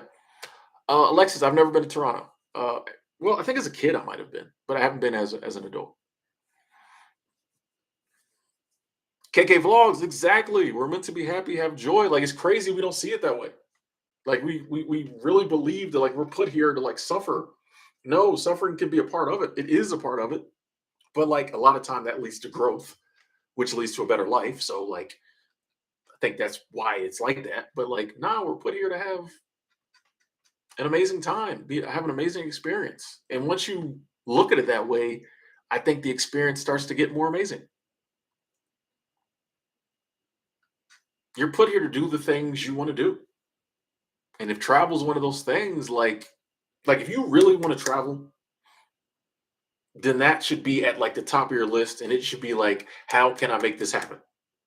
Part of the reason I want to make this trip, because a lot of people really want to travel, think they don't have the money, but travel can be cheap. You know, like if you really want to travel, that should be at the top of the list. And I think a lot of times we just believe that we're not supposed to do the things we want to do. And if you think like that, you're not gonna like put in the work to be able to do it. But like once you realize like, hey, we're meant to be happy and have joy, then you can say, okay, what will make me happy and bring me joy? And then you start going after that stuff first and foremost. You know, for some reason, and I get it because we got to pay the bills. But like you can go to work every day and pay the bills, but still have doing the things I want to do top of your list. It can just be like, okay, this situation here, right now, I got to work, blah, blah, blah, blah, blah, to pay these, blah, blah, blah. But hey, down the line, I can switch some things up so I don't have to work as much, or I can find a job I can work that allows me to do the things I want to do. But it all starts with believing that this is like joy and happiness is our right. Exploring our country, the planet is our right. Love is our right. It's not the other way around. They're like, oh, if you get lucky, you can find love. You can that. No, that's what we're put here to do. The whole universe is conspiring to bring us an amazing life, but like we got to tap into it. And I think a lot of times we don't see it that way. But once you start to see it that way, you find yourself making decisions, sometimes unconsciously, that puts you on the path to those things. I'm telling you, if you like, all right, I decided I'm going to travel, may not be able to do it now, but sometime in the next couple of years, I'm going to be able to do some long-term traveling. Hey, the weekends, I'm gonna start going somewhere. I'm gonna start driving 3, 4 hours, going to a different city. You know, doing like a staycation on the weekends. If you really start putting that at the forefront, you'll start seeing if you really start doubling down on saying I want to travel, you will start traveling and you'll start finding more ways to like travel. Promise you, ways that before never occurred to you. This is what I'm trying to do. I'm trying to travel. I'm trying to see my state, my country, eventually the world. I promise you, 3 years from now, you'll look back and be like, "Dang, I've seen my state. I've seen more of my country. I'm about to see the world." Like it starts with, "I'm going to do it." And a lot of people never get to that step. They just, watch the Travel Channel. Ooh, that looks nice. Ooh, that looks nice. It's crazy. I've got my buddy Roosevelt. He's like, man, I'm gonna start traveling. My buddy Ray. When I was down there, he's like, man, I'm gonna start doing more stuff. It is a beautiful thing to see people that I know and I love, who spend a lot of time just like working, taking care of their families. Great guys finally get into a place where they're like, nah, I'm trying to see some stuff. Like, I love it. I love it. I love it. I want everybody to be there. Hey, Taisha Glam. Thank you. Thank you. Thank you. Thank you. Thank you. Super Chat Squad. So thank you for all of your inspirational videos. I'm looking to live more fully and freely this year. Trying to dream up my master plan. Yes. Keep being you is refreshing. Hey, that is awesome. That is awesome. Good luck on your master plan. Good luck on your master plan. I love that. Try to dream it up. That's what you guys got to do. That's what you got to do. A lot of people never get to that step. So thank you, Taisha, Super Chat Squad. There's your heart. Love gang in the building. I appreciate that support. You're going to do it. You're going to do it. Live more fully and freely. Like, that's what it's about. That's what it's about. And you'll find, this is what I found, that all the other stuff seems to get taken care of better when you're living the life you want to live. This is the part I lose a lot of people here. Because we're programmed to believe, oh, you got to really worry about the bills and the job and other stuff. If you're not really worried about that, it's going to go crazy. I found, you can ask other people in the chat, when I'm more focused on my joy and living fully, the other stuff seems to like get taken care of easier, better. I still, you still have money worries and things like that, but it's like, it's not the same. Not as worried about it. It just kind of, it comes, it's part of the package. Oh, you're over here doing this? Well, then this job pops up, or this opportunity pops up, or this whatever pops up. Whereas when I was just solely focused on all of that stuff, it was all, you know what I mean? It's just, it's weird. It's weird how, and that's how you start to realize, oh, this whole thing is set up for me to enjoy myself. This whole thing is set up for me to enjoy myself because when I'm enjoying myself and making decisions that like are more about joy and happiness, a lot of this other mundane stuff gets taken care of. I don't know if it was the last road trip or the road trip before last I was on. I didn't have the funds to like keep road tripping. Okay. Or in my mind, I didn't have the funds. So I had the funds, but the logical part of me said, don't go back home because you need to keep this much money in your checking account. The checking account was getting low. And the logical part of me said, drive back home, you know, maybe you could do some gig working. You need to get some money. And then I was like, you know what? Nah, I got the money. I'm going to stay out and like road trip more because this is what I want to do. I'm a road trip another week or so. Then I'll go back home. And we'll figure out the money then. I was very worried about it at first. I was like, man, I don't, yeah, probably get into these hotels. I need to go home. And then when I finally was like, no, I have the opportunity to see some more things, which is what my life's about. New experiences. I have the opportunity, I have the time, and I have the money to do some more experiences. I'm gonna do it. But once I made that decision, nothing bad happened monetarily. I stayed out road tripping for another week or so. Went home. I was fine. I look back a month later. I was like, why was I worried about the money like that? But I'm like, oh, genuinely believe it just flows better. We're more in harmony with the Tao, the universe, the source, God's plan. We're more in harmony with that when we're doing things we love. Because like love is one of the building blocks of the universe. So like naturally, when we're doing things with love, and that's the focal point of our life, it all just flows. This other stuff gets taken care of. It's all baked in the cake. Okay, moving on. Where was I at? Sean, yeah, Sean had to turn out a job because it was a food desert in Arizona. Yeah, man. It happens. Retired 2019 said Tim thinks you had a good time in Myrtle Beach. The beach is so peaceful and relaxing. Yeah. Yeah, Myrtle Beach in the off season, amazing. Airbnbs are cheap, hotels are cheap, the resorts out there are cheap. Nobody's there. It's amazing. Glad you had a good time.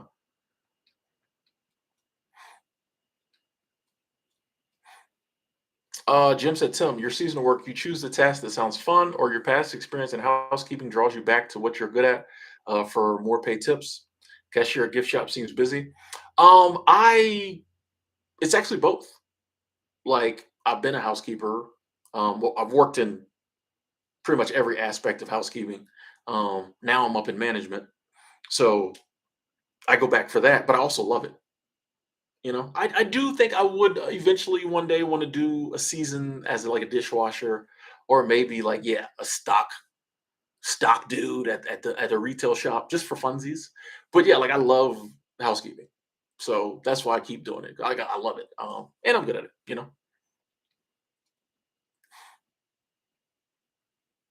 Andrew, that is awesome. That is awesome. 3 weeks sober today. That is awesome, Andrew. Congratulations. Keep it going. Let's go. That's awesome. Thanks for sharing.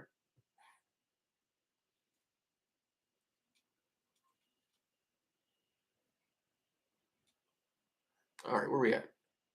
Ooh, I'm way behind these comments. I'm coming, folks. Aisha, you scared to travel alone? Really? You just got to do it once, and then like I feel like do it once, and you realize like I mean like if you go out and about in your city alone, it's the same as going out and about in another city alone. Like you know what I mean? The ways you stay safe at home are the ways you stay safe traveling. It's the same game. You know.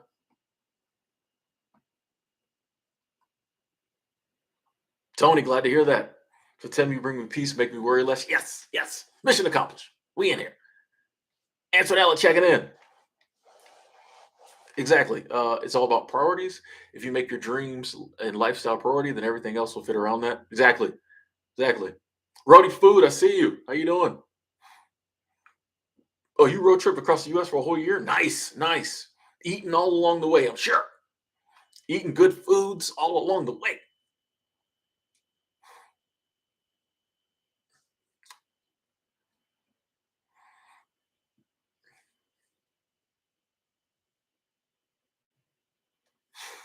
Free like summer. I definitely think the nography addiction is something nobody talks about.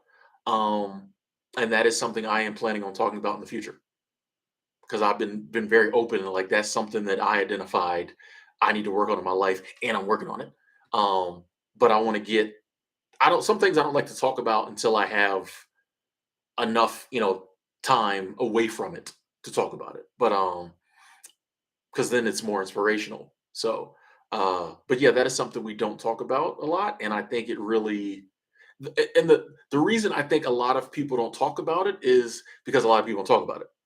A lot of people won't admit it. So maybe there's not as much research out there. Um, or because I think maybe we just don't know the effects of it because a lot of people never admit it. Because it's one of those things that it could be totally affecting you and no one would ever know.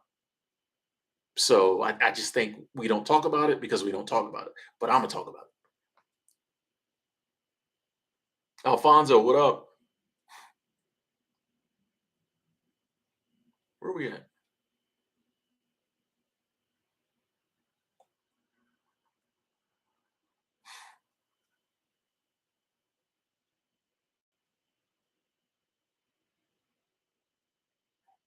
Yeah, Keith knows about Keith knows about that seasonal work, man.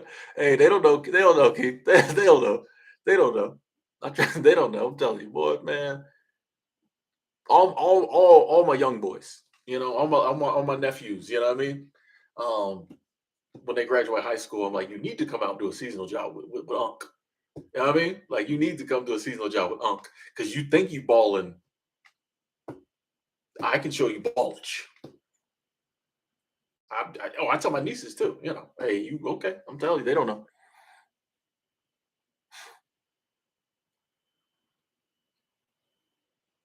Jim, I don't kind of know any other languages. I do want to. It is on my goals list to learn to speak a second language fluently. So I'm thinking about picking up Spanish. How much money do you need saved to road trip for a year? I don't know if anyone can answer that question for anyone else. I think that's just something you couldn't know because yeah, how could you ever know the answer to that? I would just save up. I would set a date. 2024, I'm gonna start road tripping. I would save as much money as possible and then go on the road trip January 1st or whatever. You know, I don't like the idea of when I save up a specific amount, I'm gonna do something because money all when you do that, something will always come up for the money. I don't know why. The universe will test you. But whenever you say, "Oh, when I save up 5 grand, I'm gonna do so and so," you'll get to about 3,500, and then something will happen. But when you set a date, all right, I want to do this. This is the date I'm going to do it. I'm just going to save up as much money as possible. You'll probably end up with like 6 grand. It's the way these things. So yeah, I'm big on setting a date and doing it, and then like just based on the money you have, deciding how you're going to road trip. Would San Francisco to Florida be too long a road trip? No, no such thing as too long a road trip. Do it. It's a long one, especially when you're going through Texas. If you go that route, but yeah, do it. Retired 2019, finding yourself backing away from negative people. Hey, as you become a more positive person, that's natural. You just there's just not a connection there. You know what I mean? Like you can feel your vibe coming down. You're around negative people, it just don't feel good. You start finding yourself getting irritated. I know this happens with me. If I'm around negative people, I start getting a little irritated because I'm like, why? And then I'm like, oh, I gotta, you know what I mean? I can't now I'm getting here. No, I have to back away. I want to be around people that always make me happy. You know what I mean? That I'm just I love being in their company. If I'm in someone's company and I don't love being in their company and I don't have to be in their company, well, I'm not going to be in a company. You know what I mean? Like I'm telling you, as you start getting more positive, it just a lot of the conversations we used to engage in, and we'd be right there with the gossip and the negativity and the the inflation and the government and the wars and all. You just can't do it no more. It's like, man, I want to talk about something fun. I want to talk about goals and dreams and hopes. And I want to laugh. I want to talk about this. Like every day you talking about, yeah, yeah, yeah. I'm with you on that one. I'm with you. Earthly Ambiance checking in. Hotel Honda, what up?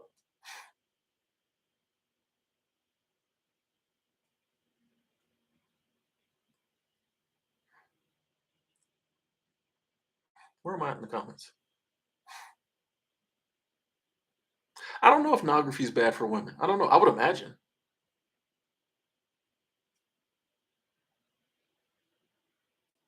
985. Thank you. Thank you. Appreciate you saying that. Sunflower Girl said the universe will always get you where you want to go.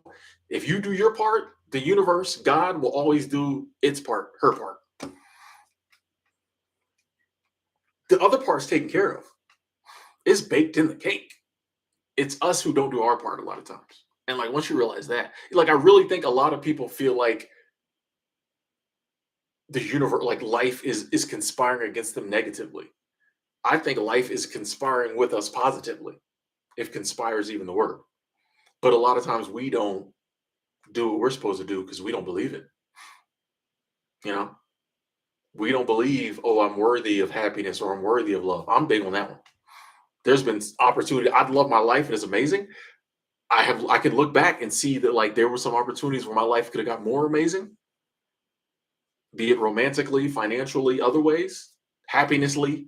And I didn't feel I was worthy and I didn't do my part. But yeah, you do your part, the universe will get you where you need to go. Like, because it knows where you will need to be. A lot of times we don't fully know. I might get an inkling, I might get a gut feeling. My intuition might say, hey, you kind of maybe want to do this. The universe already knows. You trying to be over here. I'm gonna give you these little signals, but yeah, it knows where it's all taken care of. Oh, we up past 200 likes. Thank y'all. Thank y'all.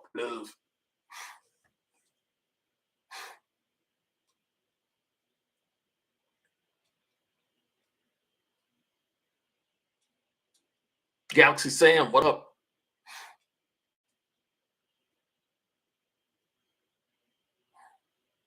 Yeah, a lot of J1s, which are the basically students who come over on the J1 visa and seasonal jobs. Like they're tons of fun.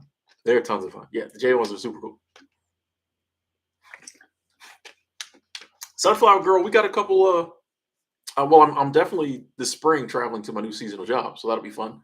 But we'll see if we can between now and then end up somewhere else.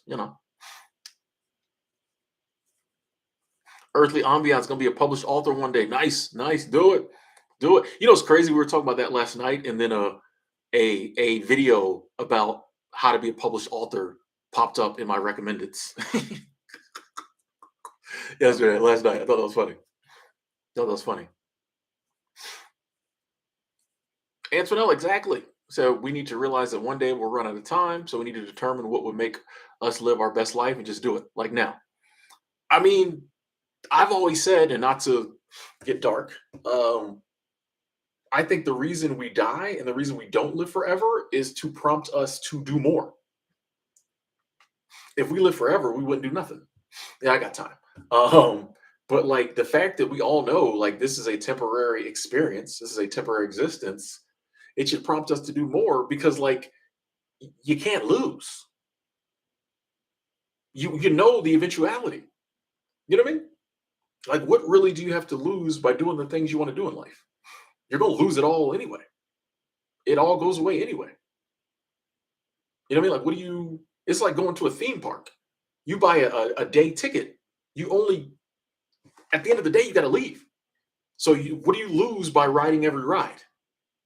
You know what I mean? Like we don't look at it that way. Like if you bought a one day ticket to Disney World, you trying to ride as many rides at Disney World as possible. You try to see as much as possible because you got one day. You only sprung that probably $300 for the one day ticket.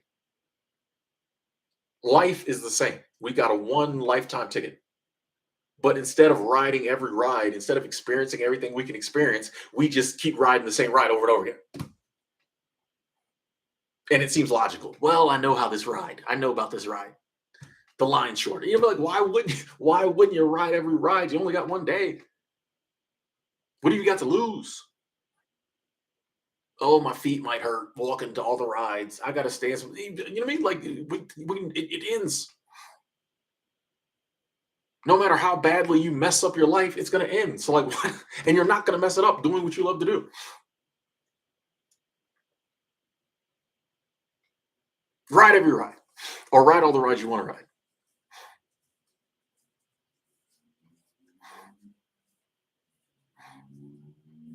Just me. I do practice affirmations. Yes, on it. I have a Louise Hay has a 101 Power Thoughts video that I listen to pretty much every day. And I like speak the when I'm not dozing off. Uh, Speak the affirmations with her. I might do my own affirmation video one day.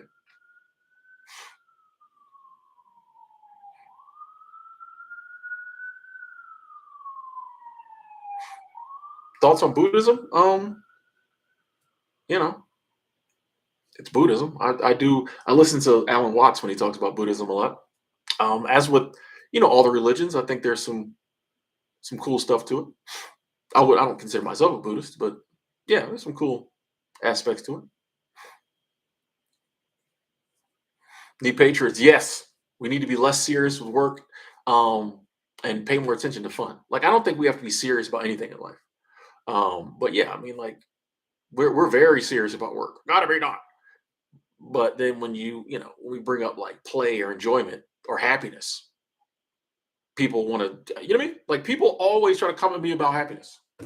I did that video. It's like I would chase happiness over money, position, whatever. People try to come at me. Why would you do that? Because it makes me happy. Like what else is there? You know, do what makes you happy, whatever that is.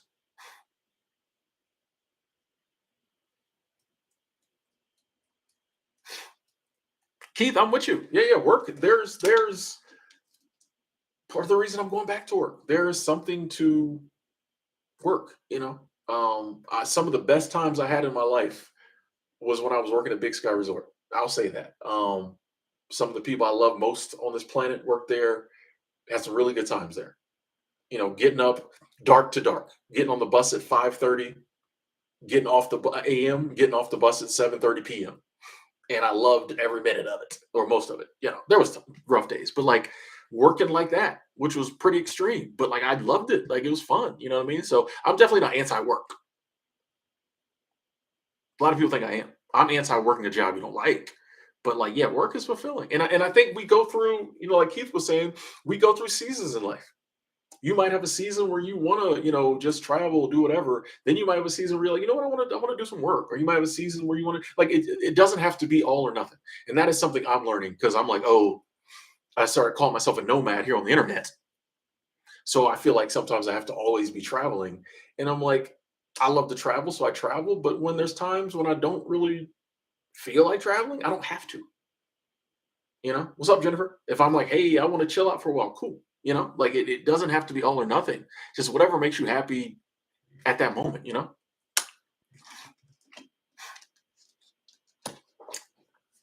The average budget of traveling, as far as a good rule of thumb, EB23, I really wouldn't know. I just kind of booked the trip and like, like I rarely, if I have the money to buy the flight, book the hotel, I go, and then whatever money I spend while I'm there, you know what I mean? Yeah. Now you want to. I'm a big believer in having an emergency fund. You know, yeah, you want to have your. I'm a big believer in having a savings account you never touch, except for major stuff. And having an emergency fund. So that's that account we don't even look at. But yeah, I really don't like budget for travel. I just save my money, and then when I want to go on a trip, I spend the money.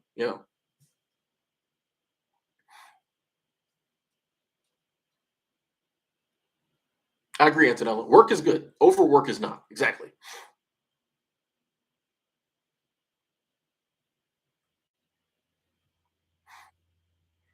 Adam says, "How do we find a job we like? Pound the pavement." You know what I mean?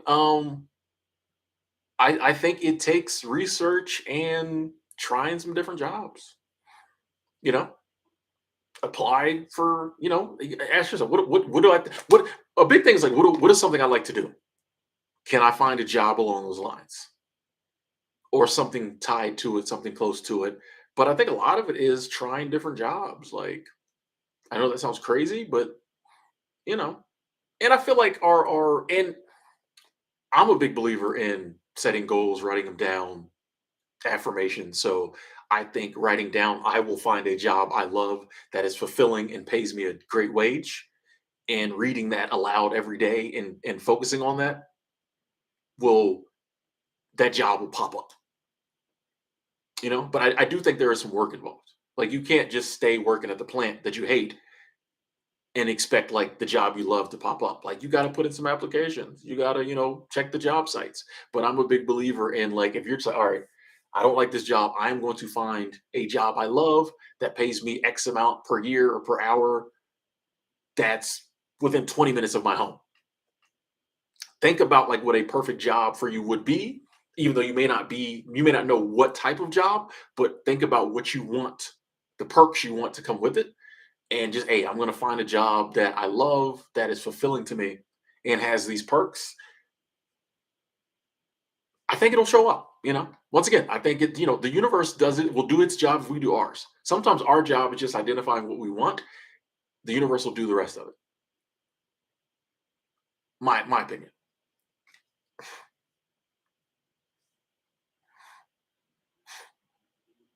Antonella, I've worked in office before and actually liked it.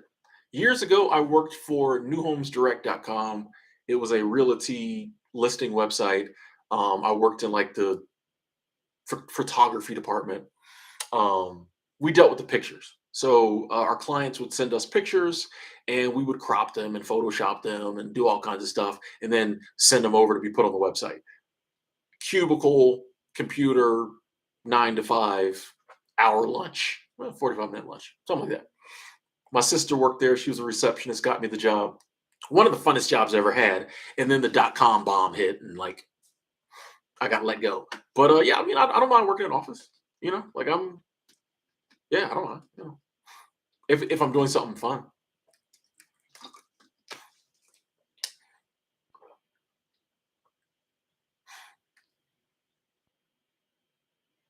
Russell Adams, thank you, thank you, thank you. Super Chat Squad, that is love. Thank you so much. So hello, Tim. Do you see yourself owning a house in the future?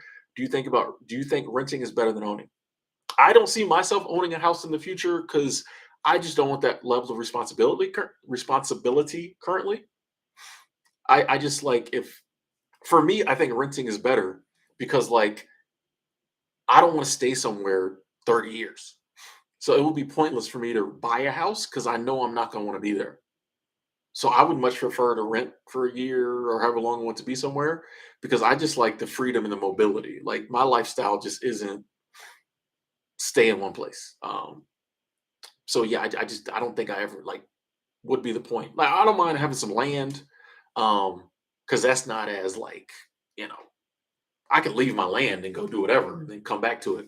But like a house, like you gotta And people say, oh, you can rent it out. I don't want all that hassle. Like I'm good. Yeah, I'd rather rent. Like it's just easier for me. Super Chat Squad, thank you, thank you. But it's different for different people. So some people have reasons they want to own a home. Maybe it's good investment. Maybe they got kids, whatever. But yeah, for me, I just don't want that responsibility. Keith said you're dropping a six-figure a year business in the water to move to Alaska and work at a salmon cannery for $10 an hour. A little scared. Hey, you must have a reason. You know.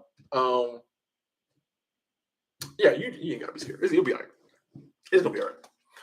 But yeah, I mean, you have a reason why you're doing it, and so honestly, this happens a lot. Is because we're taught to care about money so much, which money has its place. We talked about a lot about that last night, but A lot of times when someone's like, "Oh, I'm leaving a high-paying job to go do this," just because the job pays better doesn't mean it's better for you than a job where you're going to go do something that you will enjoy more in a better surrounding.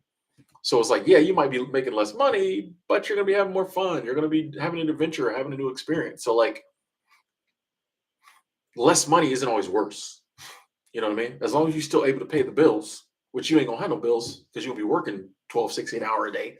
And you're gonna make lots of overtime. Like, you know what I mean? Like, so like it's scary, but it's not really. It's just you're gonna make less money. And as long as you can still pay the bills, then it doesn't matter. A lot of times we think it's negative to make less money, but if you still are doing the things you want to do in life and getting like more experiences is better. I would rather have all these crazy experiences than a certain amount of money in the bank. The reason you want to make more money is to have more experiences because that's what life's about. So yeah, I would always take the experience if I'm feeling like that's the move at the time. Now there might be times where you're like, hey, I'm gonna stay at this job, stack up some bread, then go have experiences. That's cool too. But like if at the moment you're like, nah, I'm trying to do this Alaska thing, obviously that's what you want to do. So it'll work out. Have fun, enjoy the work.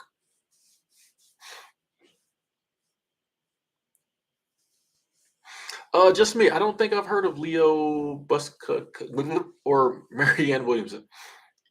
They'll probably pop up in my recommendations now. Oh, where am I? I'm behind in these comments.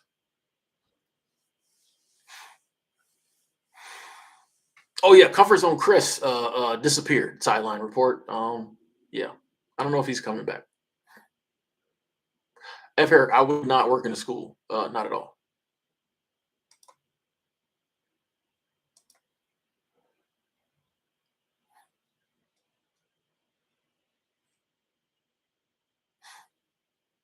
No, I'm definitely not into the passive income real estate game at the moment. Two suitcase Timmy in the building. That's me. What up, Lee? 133. Oh, I see you, Colton, talking about barista fire. I see you. I see you. Dropping gems. That barista fire.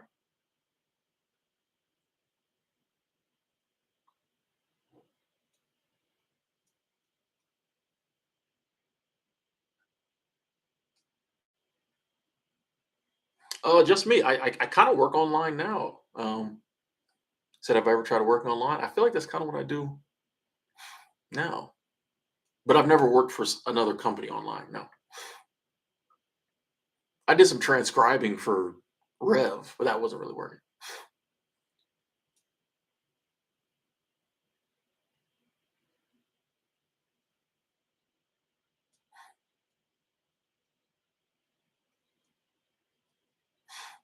Oh, Keith, you gonna sell real estate in Alaska? Okay, okay. They still got land up there. When I was up there, they had lots of land. It's probably less now, but they still got land up there. Job ideals and outdoor plant related, possibly. I don't know any earthly ambiance, but I'm sure a Google search will bring back a lot of stuff.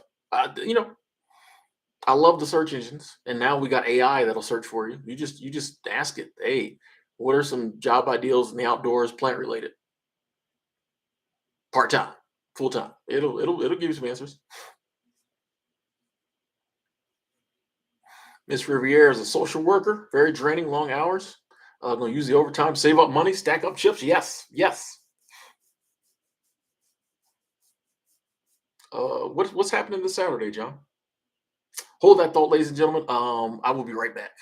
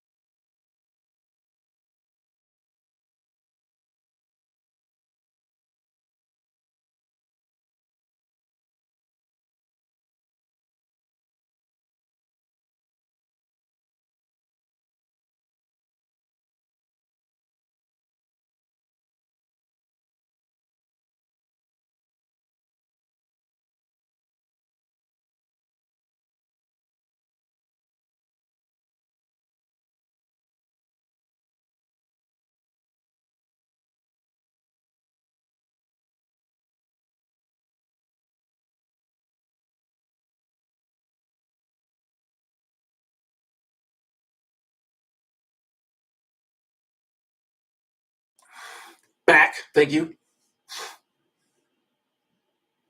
Oh, I'm gonna do a live this Saturday. Probably. I would think so, John. Yeah, probably. I'm thinking about doing a week with Ward, so I might be doing one every day. We'll see.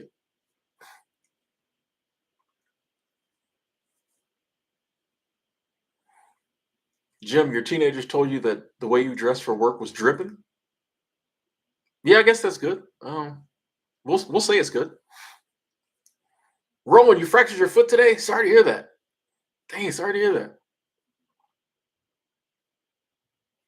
Wow, that's sorry to hear that. I'm glad you have a sense of humor about it, though. That's good. That's good. Hopefully your foot gets better soon. Yeah, sideline report. I appreciate you saying you like the walk and talks, and I'm anxiously looking forward to the not anxiously, but I like the summer and spring and fall because I can do more of them. Winter sometimes, especially in Colorado, not always conducive to the walk and talks. But yeah, we like to do them. I think we're gonna have some nice scenery this summer. So spring and summer.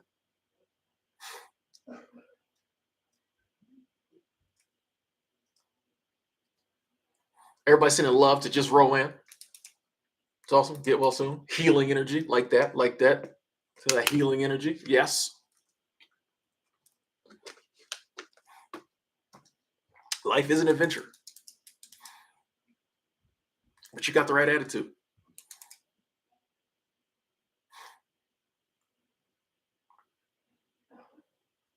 You got the crutches and the boot. Excited to spend some time by the fire and rest. Hey, hey, hey. And once again, you got an amazing attitude. Sometimes life will give you what you need in an unexpected way. So, all right, she need a little time off. Package on the foot. You know what I mean? Wow, F. Herrick says he turns the sound down on the walk and talks and enjoys the scenery. Hey, whatever, however you consume the content, fine with me. I am Loki. I'm a little jealous. I'm a little not jealous. I'm a little offended. I'm joking. However you consume the content is fine with me. It's fine with me. Just me checking in from the West Coast. Oh, Night Trigger. So what state have you found the most interesting so far? Like I really don't, you know, look at things in that manner. I don't like to list things from best to greatest to favorite. Like I just go places and enjoy myself. So you know, yeah, just not. I just these days I just really don't. I don't like to rank things. That's the word I'm looking for. I'm not a big ranker. Like I go places. Every place has its stuff, and I enjoy myself. In the places that I can enjoy myself. And even if I go somewhere and don't have the best time, it's an experience. So yeah, I just don't really like to rank things. I don't see why. I don't really see the point. Um, Yeah, like I just don't. It's one of those weird things we do that I think we do it because everybody else before us has done it. But if you stop and think about it, it's be like, now there might be somewhere you go, it's like, man, I really like that. But like as far as I don't know, because you can go somewhere and some of the experiences that mean the most to me are small things. It's not always seeing something amazing that everybody else talks about. It might be something small, like I was talking the other day, 4th of July in Seward, Alaska.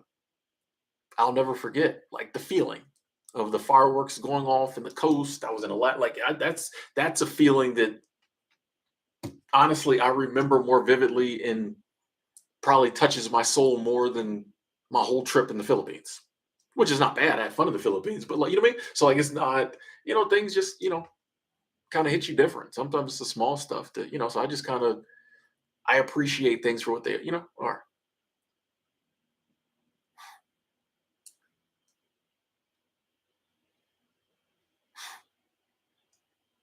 When is Super Bowl Sunday? Is it this? Like I don't even know when Super Bowl Sunday is, John.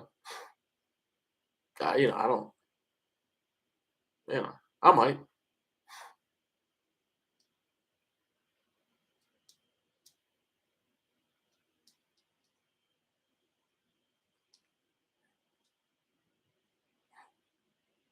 Oh, Leo Buscaglia writes about love. Okay, okay. I'm sure I'll see if I can pop him up. Colton, I don't have an official travel bucket list. I really want to go to Japan. I want to go back to Thailand. Um, you know, there's that like I'll usually have my top like I'm not gonna say top. Like I'll usually have the places that like I want to go next. I'll usually have two or three of those. But I don't have like a total list. Daniel, appreciate that. Appreciate you saying that. Thank you, Daniel.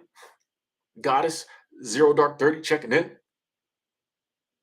Feels good to be missed. Yeah, we was on vacation. Just enjoying our time down in Florida with family. I was like, I was like, I think I'm just gonna take some time. Did one live stream down there, so I can write it off as a business expense. Uh, no, no, I did want to check in, but yeah, sometimes you just gotta enjoy yourself. Super Bowl Sunday is February 12th. Okay. Number one advice to make a successful YouTube channel. That's another one of those things, earthly. I don't know if I get if one piece of advice, if I can pick one thing as number one, I will say consistency is important. And I think that's where if you don't consistently post content, none of the other tips are going to matter. So if it's something you want to do, even in the beginning, if a lot of people aren't watching, just keep doing it. And then as you keep doing it, you'll learn a lot of the other stuff. But honestly, the things you need to know to in the beginning do well, I feel like with YouTube is pretty, make content, post it regularly. And then as you do that, you'll pick up a lot of the other stuff you need to know. Yeah.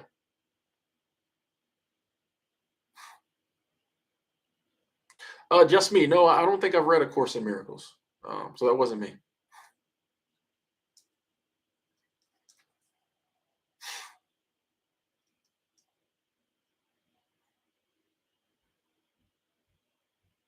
Dreaming on Melrose Street said, any advice on traveling to first place out of comfort zone? Identify a place you really want to go and buy the ticket. Book the hotel.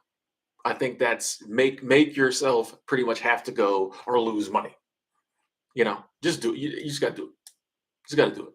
And that first trip outside your comfort zone will lead to the second, the third, because you're building up your confidence. You won't be as afraid. But that first one, you just got to go. You just got to do it. Just got to make yourself do it. Get online, find some place you want to go, book the ticket, plane, train, bus, whatever. Book the hotel room, and then make yourself kind of have to go. Because if you just sit around and think it, like you're never gonna like think yourself into being comfortable with it, because it's outside your comfort zone. So if you just accept, okay, this is going to be uncomfortable, but it's something I really want to do, and you just go ahead and do it, then you get more comfortable with it. But like anything, like we're uncomfortable with, we just have to take action. That's the only way to get more comfortable with it. Like, you can't read yourself into being comfortable with travel. Like you just got to do it. So yeah, I would pick a place that you've always thought you wanted to go and go, because that'll make you be more inclined to do it because you want to go. Um, so yeah,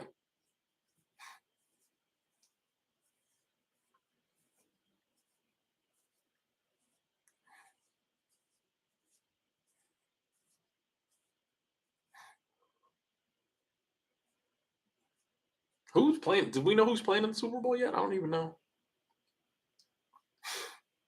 Y'all know the sport I watch. May 19th, the W's back. That's where I'm at with it. That's something that's on my bucket list is to go to a WNBA game. So like getting a signed Sophie Cunningham jersey is on my goals list. So I'd love to be able to fly down to Phoenix for a weekend, take in a Mercury game, get my jersey signed, and then fly back to my seasonal job this summer. Like I'm gonna try to make that happen. Try to make that happen. Yeah, that's on the list.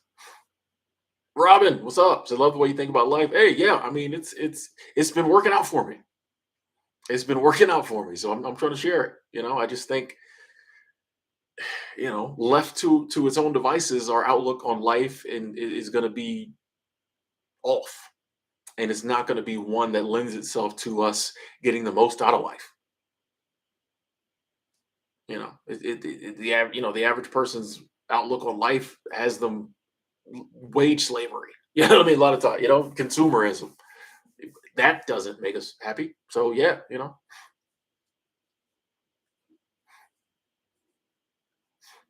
how to get cheap showers if you're traveling and sleeping in your car. People say if you go to the truck stop, sometimes a lot of the truckers get free showers and they don't use them, and they'll give you the little paper ticket to get a free shower. I've heard that. I've never done it. Or gym membership at a national gym, a chain of gyms around, a gym that has gyms all over the country.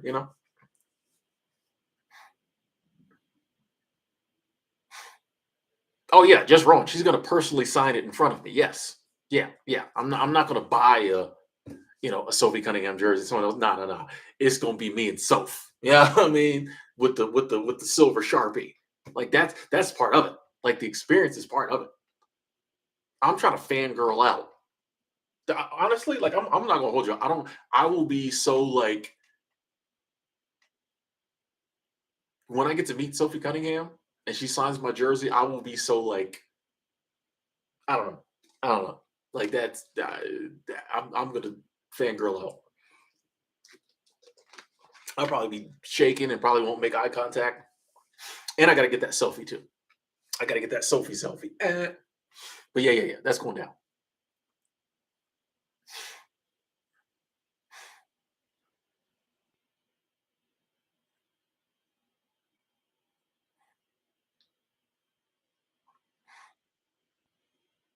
Yeah, that silver Sharpie. I already see, I'm already envisioning it. Silver Sharpie.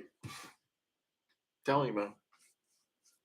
Oh, the Super Bowl is Bengals versus 49ers. Okay. Nah, I'm not gonna watch. Neither one of those teams excite me. How tall is Sophie? I think she's 6'2". Let me see. See if I'm right.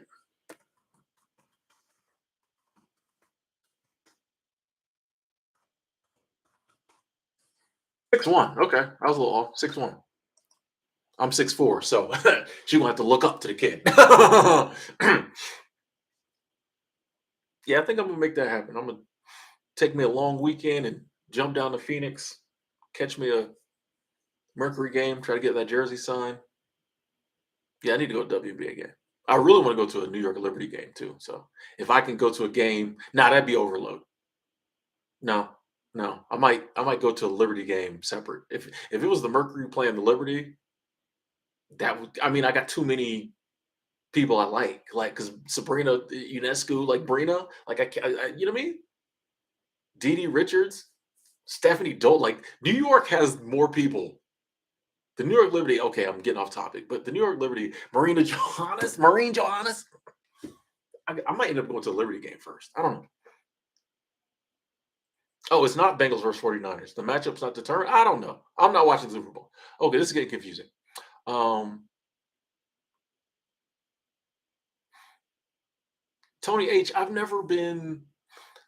been without a set dwelling, but I was usually between things, or I was working at a seasonal job, and I was between seasons, or for a while there, I was staying in Airbnbs and hotels. So I've been without a set dwelling, but I've never been like homeless, homeless. So sorry to hear you're close to being homeless. Sorry to hear that. It'll all work out. It'll all work out. Ricky, I like tall women, short women. If she fine, she fine.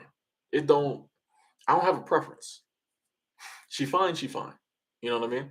I like the fact that a lot of people ain't into tall women. So if I see a fine tall woman and I'm tall, I'm like, okay, we got a little connection here.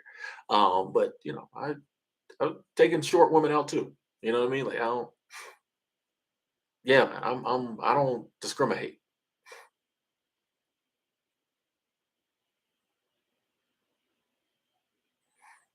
No, I've never been to courtside Arizona, Jeremy. No, never been there.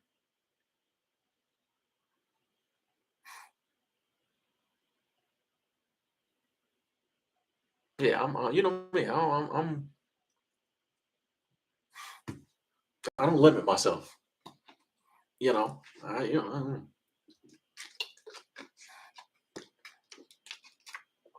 Any time period I'd be interested in going back to live in.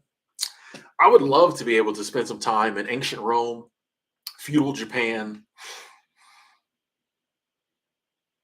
Yeah, yeah, those are two time periods I'd love to.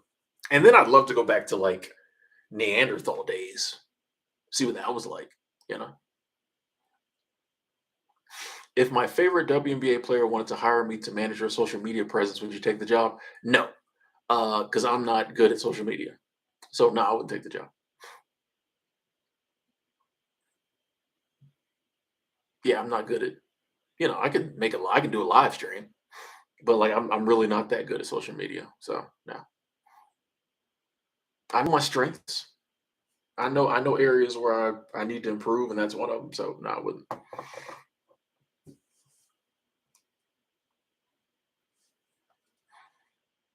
Let me see, make sure I didn't miss any travel questions. Where we at? Make sure I don't miss any. Hey, look at the abundance. Look at the abundance. Jennifer, thank you, thank you, thank you. Super Chat Squad. Hey, that is love. There's your heart. Love gang in the building. Jennifer, thank you so much. Said Tim, this is heavy, but my daughter passed away on Christmas Day. Sorry to hear that, Jennifer. Wow, that is although my heart is irreparably broken, I do feel a sense of peace knowing she could be that beautiful moonbeam over Zarthon. Thank you for the positivity. Man, sorry to hear that, Jennifer. I have no words other than condolences. And I am glad that the positivity that we preach on this channel and this community is helping you. It is helping you. Yes, it is good to know that we're not just talking, but like the message and the love we share is has real world like application. So hang in there. I wish I had more words, and I appreciate the love, especially at a time like this. So that's amazing. But yeah,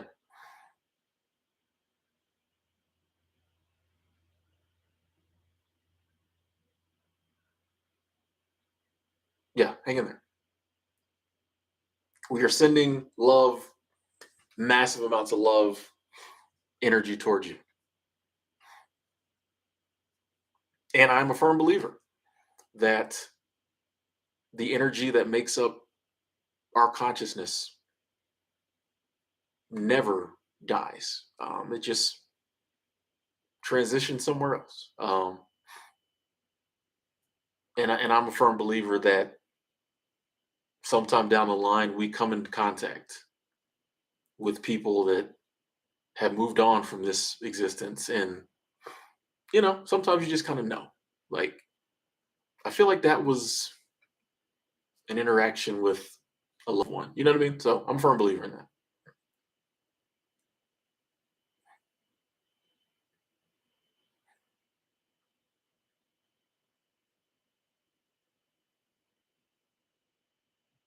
Yeah, hang in there. And yes, moonbeams over the planet Zarthon. So I'm trying to be there too. I'm trying to be there too. Sounds amazing. It's hard to move on in the chat now, but we have to. We can keep sending the love and light though, obviously. And I will definitely you'll be in my prayers, Jennifer.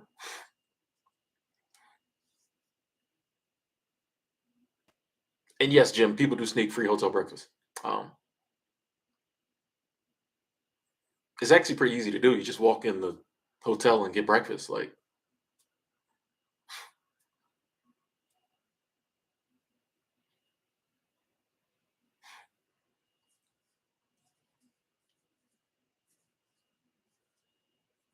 Theo said, check on your strong ones and tell them you love them. Yeah, I think that's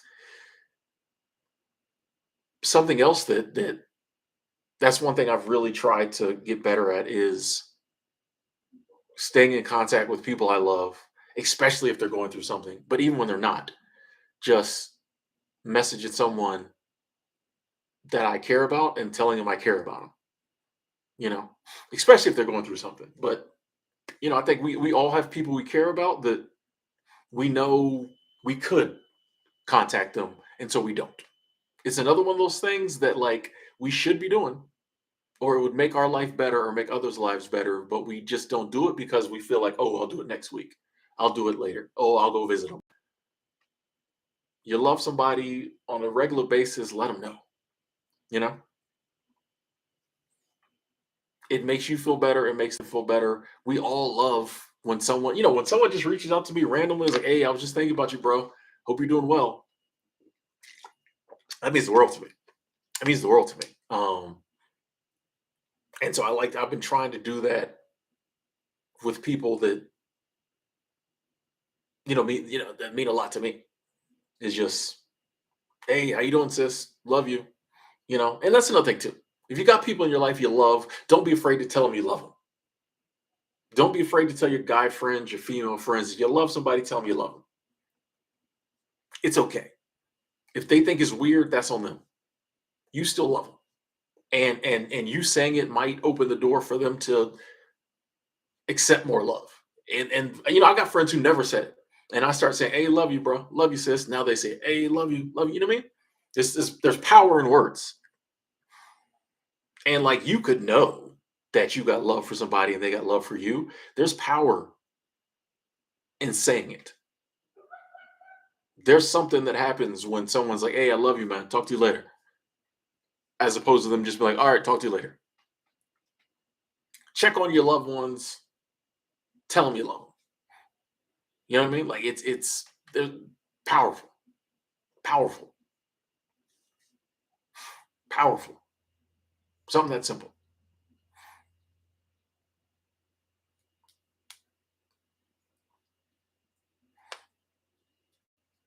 Love you too, Jim. No, that's not weird. Your wife gets annoyed at my voice. Oh, hey, hey, maybe wear headphones. Jealousy is real. I'm joking. I'm joking. I'm joking. I'm not coming at your wife like that. I'm sorry, Jim. I had to. Some people love you too, Antonella. Thank you. Thank you. Um, some my voice isn't for everyone, but it's definitely for some. Diversity, you love you. Nice, nice. Hey, see you later, Theo. Appreciate you being here. Yeah, definitely love gang in the building. I'm telling you, I feel like love is fabric of the universe. Love is one of those things that it can't. If love seems like it's wrong, it's not the love. It's something extra you're doing. Love is always the key, the answer.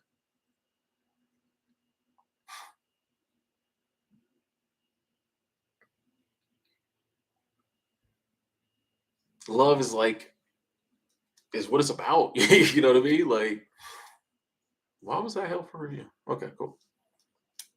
See, Dan likes my voice. Thank you. Thank you. Thank you.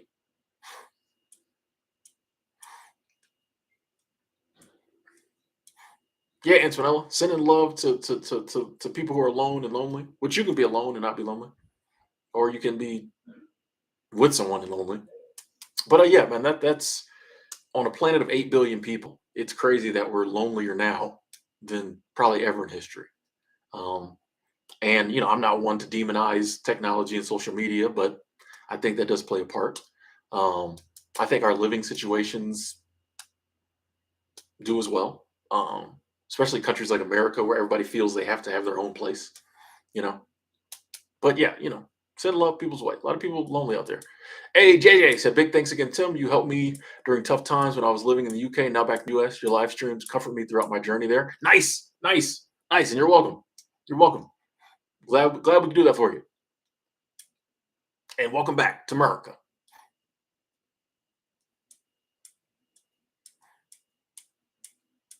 See, Jennifer loves my voice too. Thank you. Rhonda, Super Chat Squad. Thank you, thank you, thank you, thank you. Love gang. Thank you, thank you, thank you. Super Chat Squad in the building. Said so very well said, Tim. Thank you. Um, Thank you, Rhonda. Good to see you. Appreciate the support. Super Chat Squad.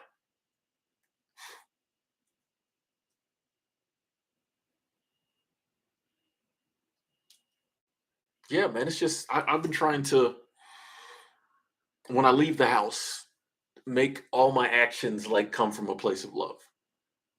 And there are some days like today, I just wasn't kind of. It takes work to do, and so today I wasn't really in the mood.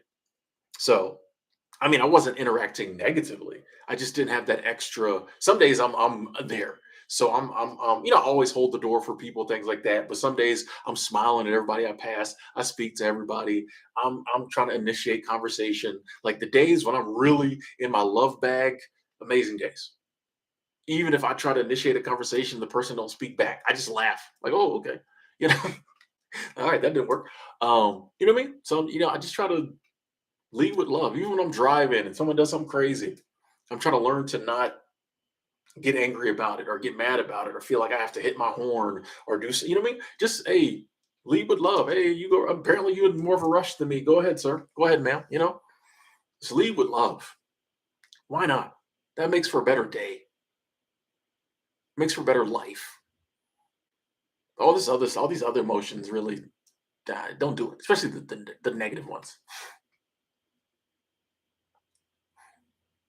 Drew been lurking. Got to chime in about love. So this is a great community in these chats. I love being a part of it. You're all great. Yes. Thank you, Drew. Thank you. Thank you. Shout out to all of us. And yeah, I really I get so much love and energy and just abundance from these chats. So I appreciate y'all being part of the community. Oh, Antonella said this is the best community on YouTube. We'll take that. We'll take that. We'll take that. Nia Patriots had an especially positive day today. Nice. I told y'all 2023 is gonna be that year. 2023 is gonna be that year. Jim, when people ask you how are you, you say outstanding. The wife says you sound fake. I say wonderful a lot. Um, or I might be like, hey, blessed. And yeah, a lot of people like it, but you always get those people who are like, are you really? Like I used to say wonderful, blessed, grateful. And people would be like, are you really? And I'm like, I'm not gonna lie about it. You know what I mean? Like, even on a bad day, I'm blessed. I'm grateful. I'm up. You know what I mean? So I'm like, I'm not gonna like. Why would I lie to you about how I am? Because some days I might even be like, oh, blessed, going through it, but blessed. You know, head hurting, but blessed. You know what I mean? So like, yeah, I'm not gonna lie about how I'm doing, like to you. Like, oh, you know what I mean? Yeah, it's just crazy. It's another one of those things, man. And that's not coming at your wife at all. No disrespect, but yeah, we live in a world where if you're positive and answering questions like that, people think it's weird. Some people think it's weird. It's like you gonna question how I feel about me? I was saying, some say, "How are you doing, Tim?" I'm like, "Wonderful." That, are you really? I'm like, "Well, don't ask if you don't want to accept my answer." Yes, I'm good. I'll tell you how I'm doing. I'm always blessed. I'm always grateful. Shout out to Gratitude Gorilla. There's some days, might not be as easy as others to get through the day, but I'm still blessed and grateful. You know, always. Hopefully, always. I hope the day never comes in this life that I'm not grateful.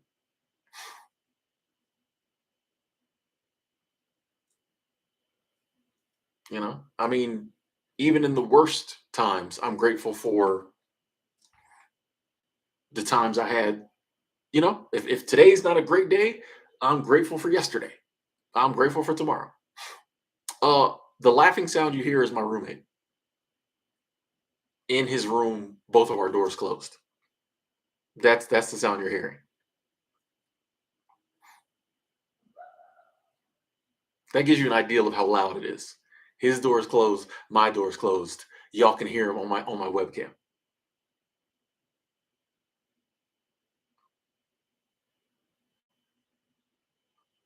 That's all I'm gonna say. That's all I'm gonna say.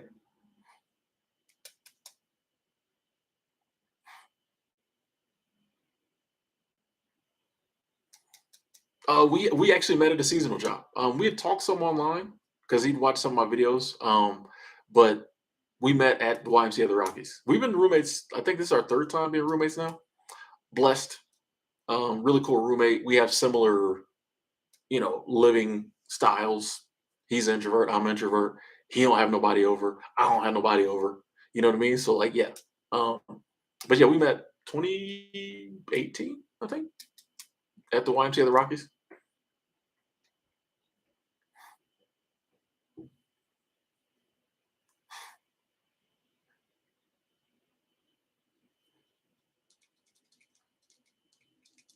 He doesn't sound like Adrian.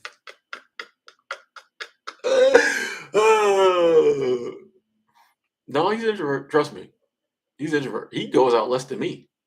Allure checking in. Ruby, thank you, thank you, thank you. Super Chat Squad. There's the heart. Love gang. Thank you, Ruby. Thank you, Ruby. Appreciate that. Did you change your name? I feel like you changed your name. I'll be paying attention.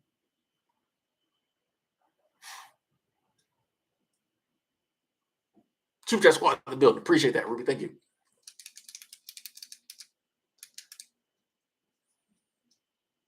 Yeah, when you're an introvert, you I feel like have a lot more you experience a lot more joy alone. So like I know I'd be in here cracking up sometimes.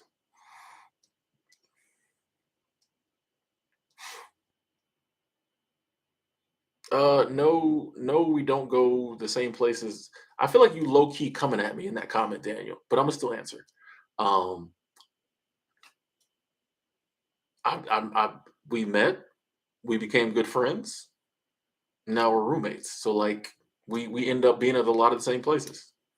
We became roommates here because I was at the Grand Canyon and it wasn't really going the way I thought it was gonna go. And we were just talking on the phone. He's like, "Man, I'm getting a place in Denver. You think about coming back this way?" And I'm like, "Cool." So my motto in life is do things you love with people you love. I got good friends here in Denver. It was a good opportunity. We here. You know what I mean? So yeah, man. I'm very blessed, very grateful to find someone I can room with that I don't have to worry about company being over all the time and all that type of stuff. You know what I mean? So I think that's something to count as a blessing.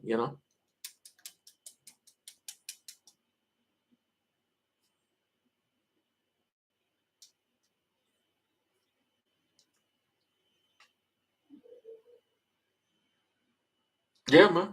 I hashtag I'm telling you, man. It's once you start seeing the blessings, they just keep coming. The more you see the blessings, the more they come.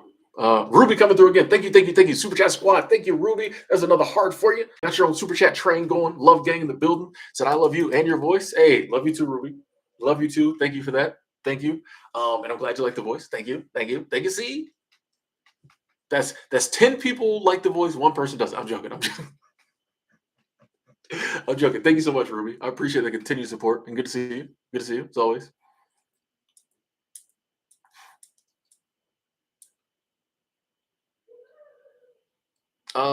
Darren, yes, I'm in Colorado.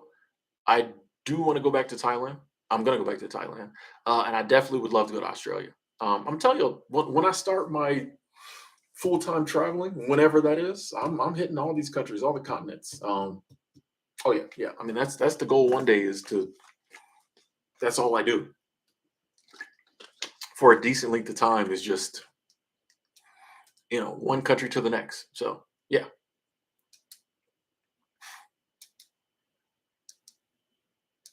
Ah, see, I knew you changed your name, Ruby. Okay, I couldn't remember what the last part was, but yeah, yeah, yeah, yeah.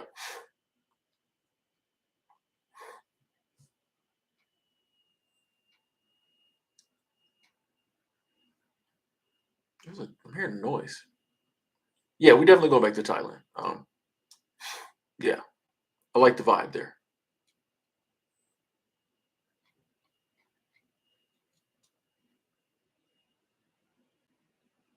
What is I'm seeing a comment. I don't know where it came from.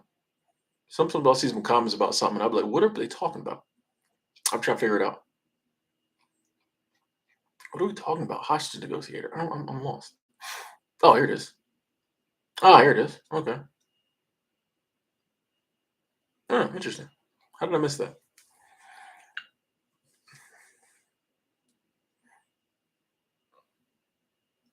You had a roommate, Rhonda, that was stealing from the apartment? Oof. Yeah, that ain't good. That ain't good. Hey, 1984. Terrified of traveling alone to you on your first solo trip last year was amazing. Nice, nice. You just got to do it. You just got to do it. Like honestly, like we're scared because it's like the unknown, but the things that like could happen traveling are the same things that like you don't want to happen in your own city. And the same way you navigate your own city and like don't get, those things don't happen is the same way you navigate other cities. I'm big on like, hey, if you want to go to typically the more affluent parts of the city have better law enforcement, less crime. So if you're nervous, stay in the nice areas when you go to other places. But yeah, it's just like it's just because it's unknown and it might be a place you've never been, doesn't mean that like there's going to be all kinds of craziness happening. It might be a better city than the one you live in. You know. So glad you took that trip. 1984. Mark, I've been to Mexico, but I do want to go back to because I didn't go to Mexico City. And when I travel abroad, I like to go to the capital cities. I'd love to go to Argentina one day. Totally, totally.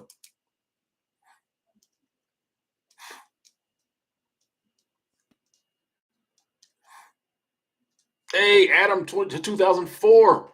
First time shouting out in the chat. Hey, good to see you. Good to see you. Checking from Montreal. We got Canada in the building. Appreciate you coming through and chatting, being a part of the chat, being a chatter. Appreciate that. Hey, Russell coming through. Super Chat Squad. Here's your heart.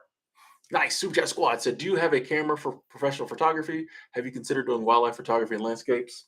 Um, I had a camera for professional photography and I just sold it. Actually, I gave it away to a friend of mine who is a photographer. Um, and even though I don't celebrate like Christmas, we had agreed on a price, and then like I was like, you know what, just take it. Honestly, I just wanted her to like enjoy it because I bought it to do it took good pictures, but I bought it for like YouTube and it was just too heavy for like the walk and talks, and I never used it. And she had said we were at lunch one day and she was like, this is a camera I want. I was like, I have that camera. And I'm like, why would I if I never use it and she wants it, I just gave it to her. And I was like, just take some amazing pictures with it. So since I know the camera was given with love, she's gonna take some amazing pictures with it.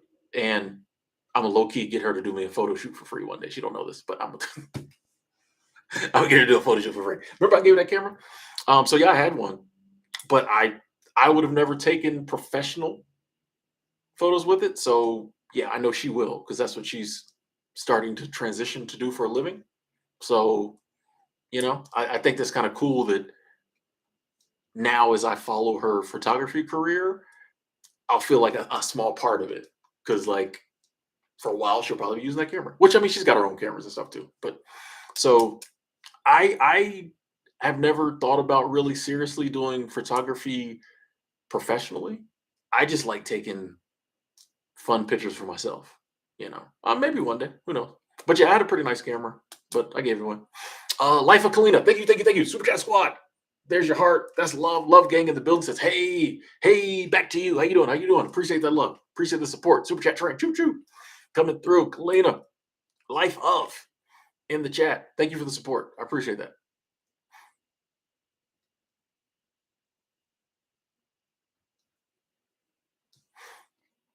Yeah, I'm big on,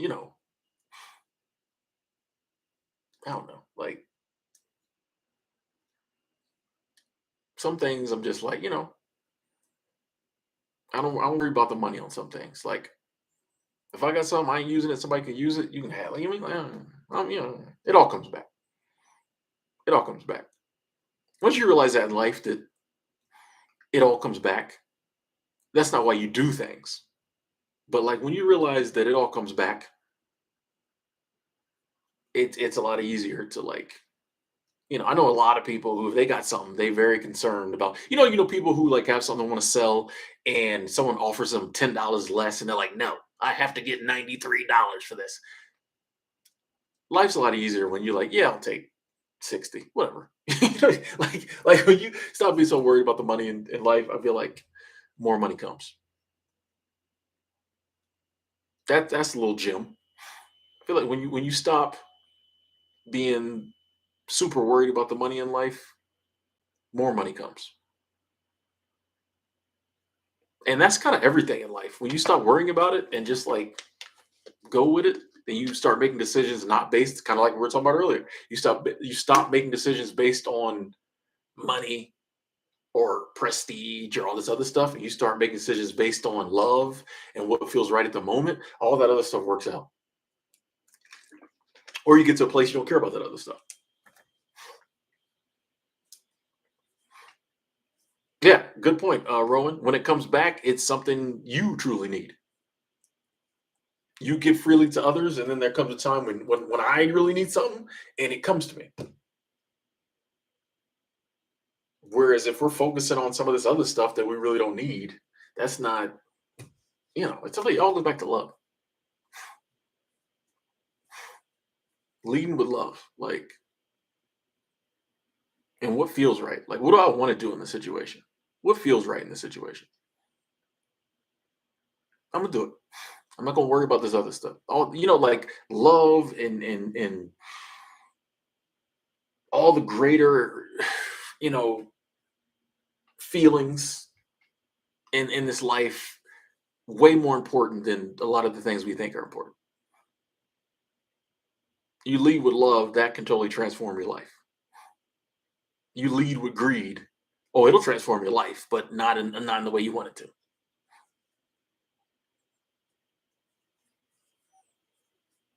Tell you, I got my we got the list right here. We're just waiting for the right setting. Where is it? Oh, it's in this section. Oh, by the way, I'm gonna start journaling again. Um, 10 keys to a happy, healthy, wealthy life. We got them right there, man. We got them right there. Number 7 is about love. We just waiting for the right. We waiting for the right situation. Drop that video. Just waiting. That's the video I'm excited to do, but also a little nervous. Stillness. That was a list of. I have like some list of some videos I want to do. Um, so that was that was a list I came up with because I want to do that video. I just got to get around to doing it. Love you too, Joe. Appreciate that. Thank you. Thank you. Uh, okay. Dreaming. I don't think I'd ever want to be like a life coach.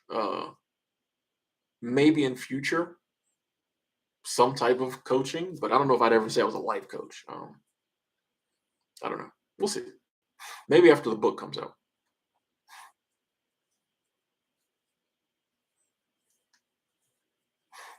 Yeah, I do a lot of list. And list videos do well, like on YouTube.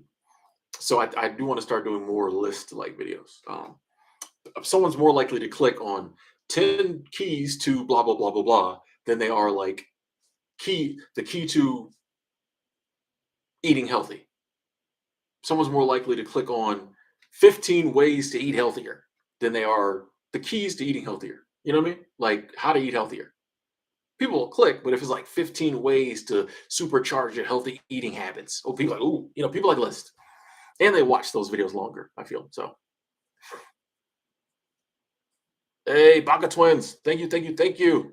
Hey, I'm accepting the love, sending it back to you. And you're welcome. You're welcome. So thank you for doing what you do, man. Hey, you're welcome, and thank you for being a part of the community.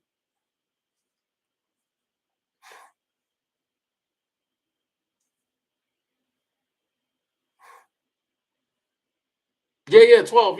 Just not doing a crazy reset on the channel, but we trying to, I really want to. I'm trying to focus on not what do I feel like talking about or what video will get a ton of views, but what is something that what's a message I can put out there that people would get some value from. Now we can do it in a manner that more people watch it because yeah, not only is that more financially beneficial, but also if I do it in a manner, if I use a good thumbnail or I use an intriguing title, more people watch it, more people get the message. And it just so happens that the more people watch it, the more, coins your boy might collect. But I'm really trying to, just like, okay, what message can provide value and how do I present that message in a way that like people will click and watch. So we're trying to work on that. Yeah.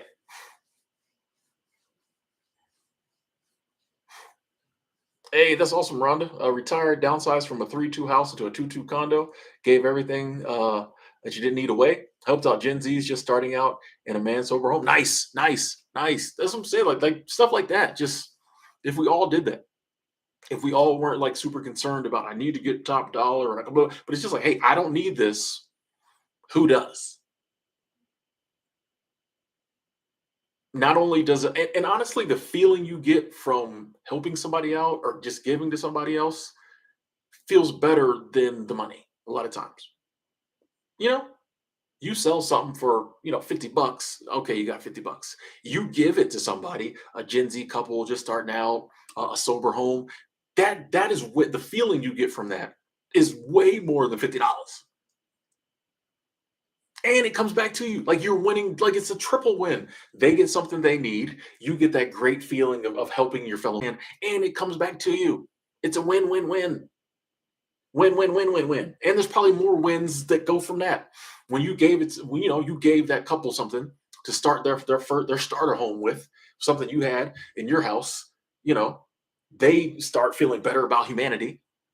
Wow, somebody just gave us furniture, you know what I mean? They do something good that day that you know, it's a snowball effect of wins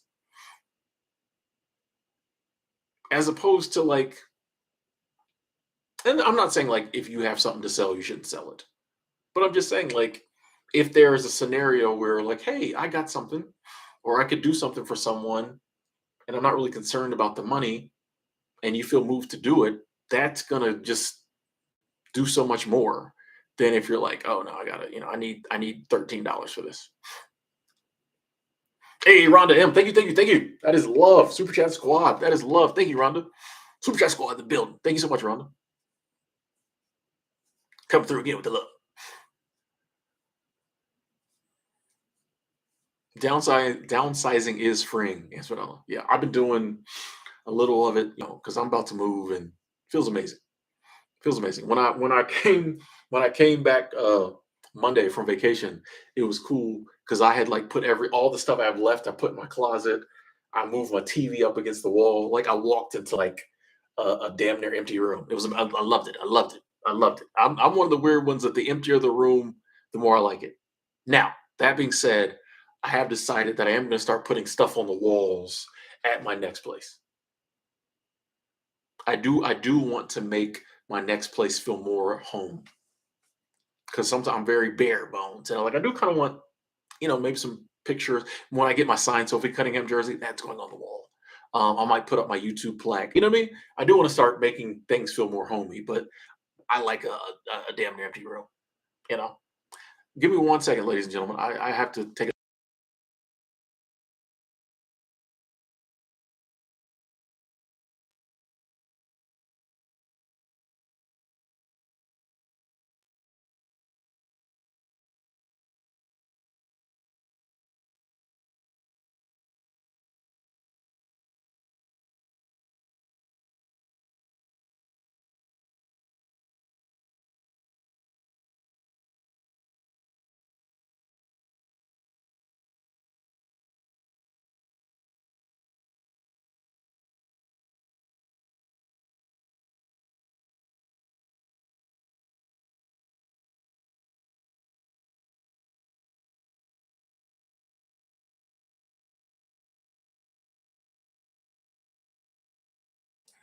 All right, we back. We're gonna talk a little longer.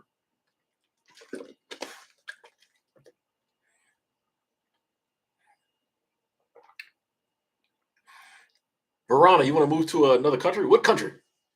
Verona Rosa, which country do you want to move to? Let's talk about it. Diversity said, if anyone wants to downsize and give away a home, I'm available. So in Italy, they got homes for €1. Y'all don't believe me? Google it. In Italy, they got homes for €1, which is what, $1.37. How much is a euro to the dollar? I'm curious.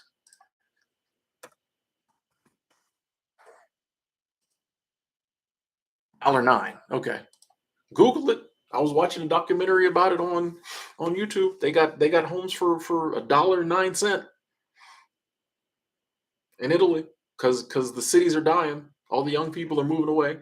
Go to the bigger cities. The small cities are dying. They giving away home. They selling homes for $1, €1 to get you there. Now they are fixer uppers.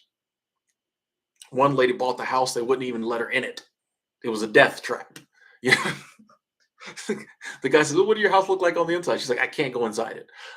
So you do have to have a little extra capital to fix it up. But hey, a nice Italian home for €1, you know, you got to look into this stuff. I'm telling you, opportunities.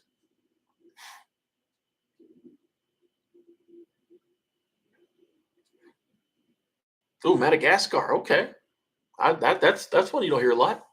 Why Madagascar? I like that. Why Madagascar? I'm curious. Oh, you're gonna visit there next year, 2025. Nice, nice. I'm telling you, Google it. €1 homes, Italy. Yeah, it might be $1 for the house, $50,000 for the repairs, but still,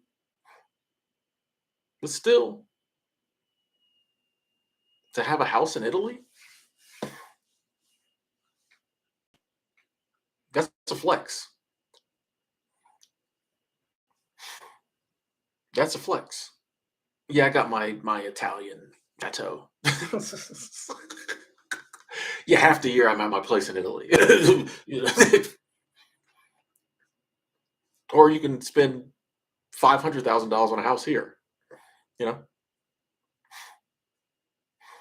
Oh, you love the nature and it's cheaper to live in. Oh, nice, nice, nice.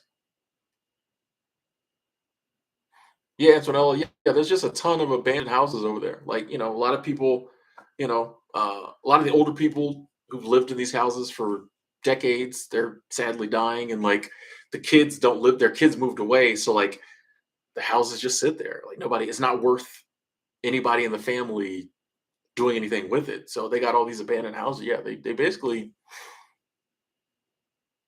giving them away.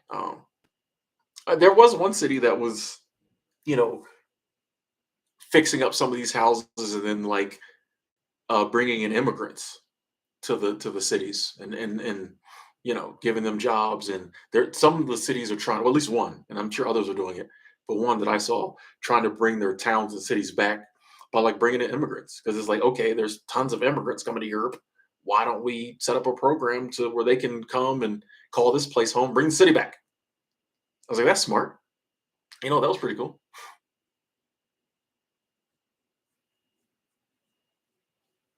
Is there areas where they're giving away land too, Ron? Oh, nice, nice.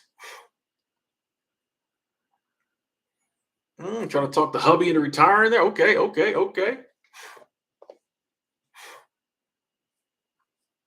Yeah, I mean, there's a lot of, even in America, there are towns that are offering um student loan reimbursement if you move there, because it's the same thing. All the young people are moving to small towns, especially places that before were like centers for manufacturing and things like that, which kept plants and factories, which kept people in those towns. When those went away, the young people have no reason to stay. So you're seeing it's all over the world. You're seeing like small towns die out as the older people die out.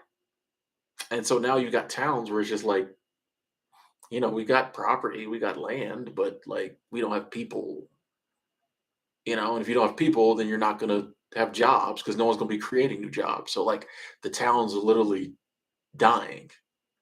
So they're trying to do things to get people to come back. Now, and this is something my fellow noble nomads um, talked about regularly, is I think that travelers and nomads and people working remotely could bring some of these cities back. You know what I mean? I think there's a lot of cities that are in beautiful locations that, if you promote it, if I'm the mayor and I promote it like, hey, we like RVers. Hey, we like, van dwellers. We like nomads. We got great Wi-Fi. We got places for you to park. Come through. You know, we got land we can sell you. Like, I think you could bring some of these cities back with people who are just looking for places to go outside of normal cities and they want to be, out in the country or things like that. I think someone's going to realize that. You'll see a news story here shortly. Some town is going to be like, we're open to all travelers. Come live in your car. We got certified. We got special secure lots. There's bathrooms. There's security. We got a Walmart an hour away. Whatever. I think someone's gonna figure it out. There's always a solution. We can. There's no reason to let our cities die. Oh, Antonella, you got dual citizenship in Italy. Okay, okay. Are you Italian? Okay, okay.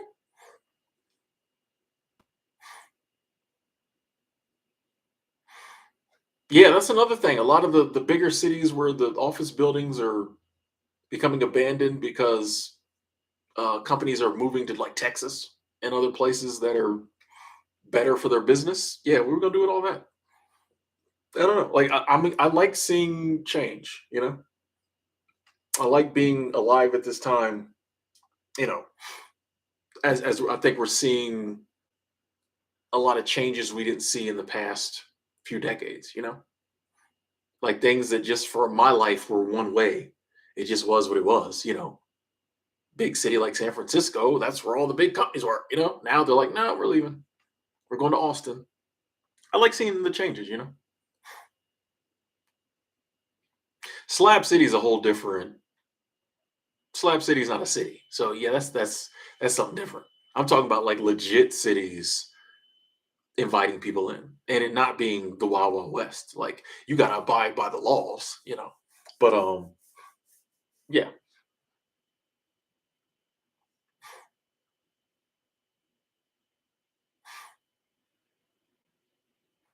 Sean, me and my roommate were supposed to do a video and I've been busy. Well, I was out of town. We might get one done before the spring.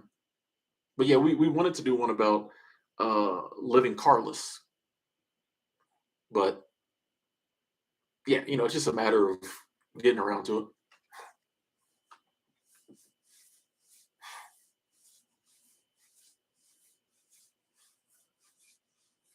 Yeah, 12. Well, when when you when you work for, a big tech company and you finally made it, but you can't afford rent in the area, yeah, it's time to leave. Snow, what up, what up, what up, what up? Oh, sorry to hear you're in a bad bike accident. Sorry you've been in an accident. Get well soon. Hope you heal up soon. Prayers. Sorry to hear that. Appreciate you coming through to say what's up. Teo, what up, what up, what up? First time catching the live. Peace and blessings.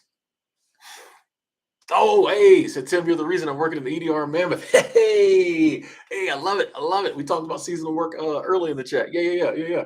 Awesome. Mammoth is in Yellowstone National Park. Nice. EDR, employee dining room. Nice, nice. Hope you're enjoying it. Sean, I have a car still. Um, we've both been carless before, but I currently still have a car. Yeah, yeah. Sorry if that's not what I said, but yeah, I still got my car. Yeah, I'm keeping. I love my Prius. We keeping the Prius, but I want to do a video about being carless because I went many years without a car.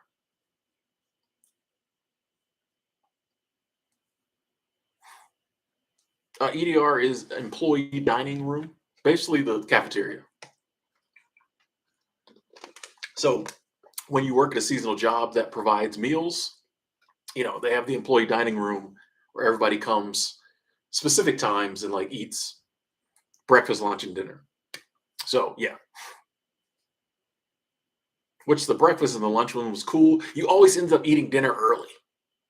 Like I like to eat dinner at like 8 o'clock. The EDR would close. It'd be open from like 4:30 to 7:30. You end up eating dinner at like 6. It's always weird. Yeah, that's my only gripe with like EDRs. I'm like, man, y'all need to stay up to like 10.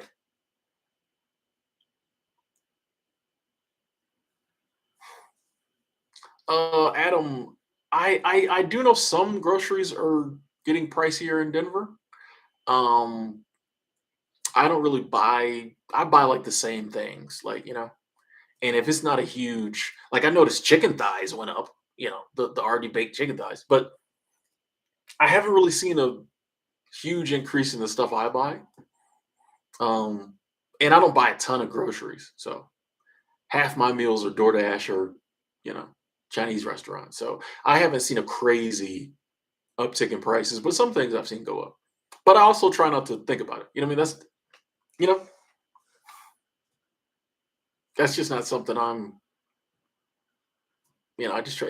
I feel blessed to have the money to buy food, so I really don't pay as much attention as maybe someone who has like a family and spends two, three, $400 a week or a month on groceries. I can understand it hitting you a little different, like dang, especially if you budgeted grocery money. But I just be you know a lot of you know I just blessed to whatever the self checkout machine says I owe. I just pay it.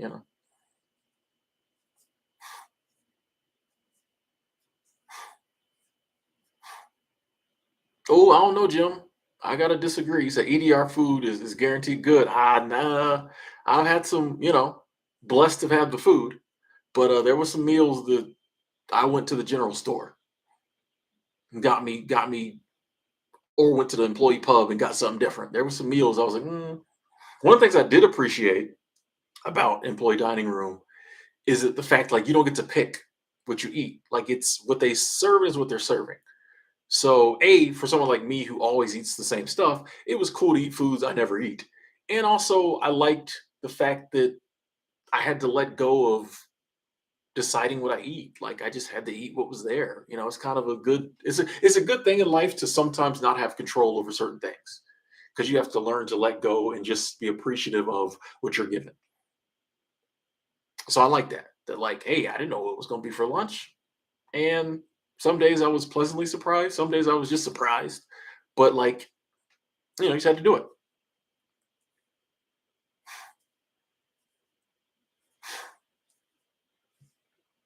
Digital Taxi says I was doing my Uber last week. Got a girl here in Florida that lives in the Billings, rents like a house there for 350 a month. Was like, I know a cool guy you should watch that used to live in Bozeman. Really? Who that? Was she talking about me? She left Florida to move there 3 years. Oh, okay, cool. Ooh, wonder. She cute. Sorry, that was inappropriate.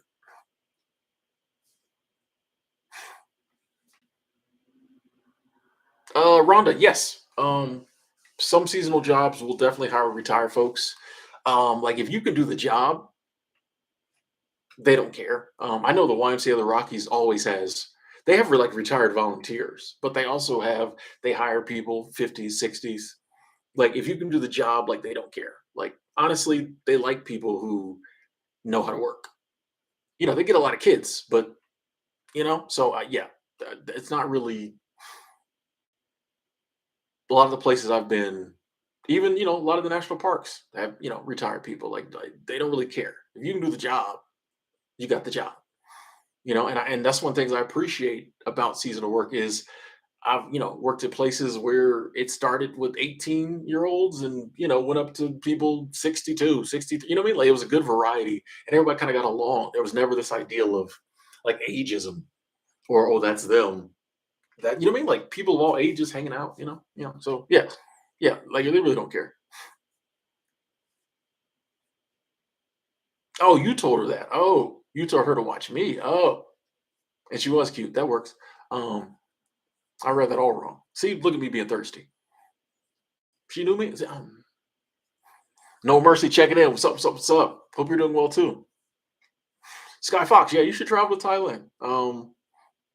Thailand, once you get there, is pretty cheap. If you book far enough, I think my ticket to Thailand. Now, granted, this was 2019. Was I got it for like $980 or something. 1,200 bucks, 1,300 bucks, you can definitely get a round trip ticket to Thailand. Stay in a little cheap hostel or cheap hotel, or ball out. Have some fun.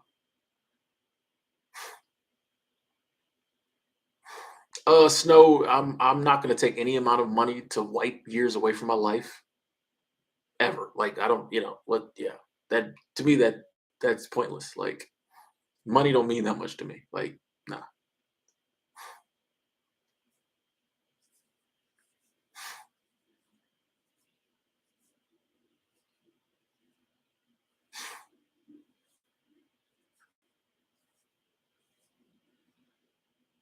Yeah, man. I'm reading 12's comment. Yeah, I'm gonna keep preaching I actually wrote on my goals list yesterday after we talked about it. I was like, I'm gonna become. I wrote, I am a Cool Works brand ambassador. So I'm about to get back into my talking about seasonal work bag, um, because yeah, I think it can benefit a lot of people. Especially a lot of young people who ain't got nothing going on. You know, or which ain't nothing going on, but just really, there's a lot of young people. Get out of high school, not don't want to go to college. Don't really just feel like going down and working at the dollar barn or whatever it is. Ain't trying to, mow grass with dad, you know, just really got nothing going on. Seasonal work would be great for them, can totally put them on a new path in life. I know people who use seasonal work to get on a career path, and now they're actually, it accelerated their climb up the ladder. And now they're at spots they probably wouldn't have been in if they'd done it traditionally. Like yeah, I think it's amazing.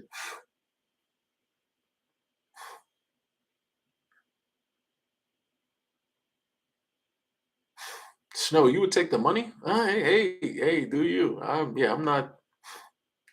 Yeah, time is not equal to money, right?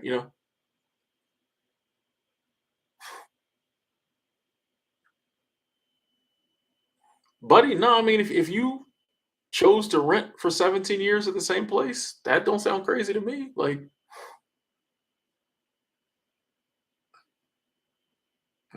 well, yeah, I think it's cool that you found a place you wanted to stay for 17 years and could afford the rent.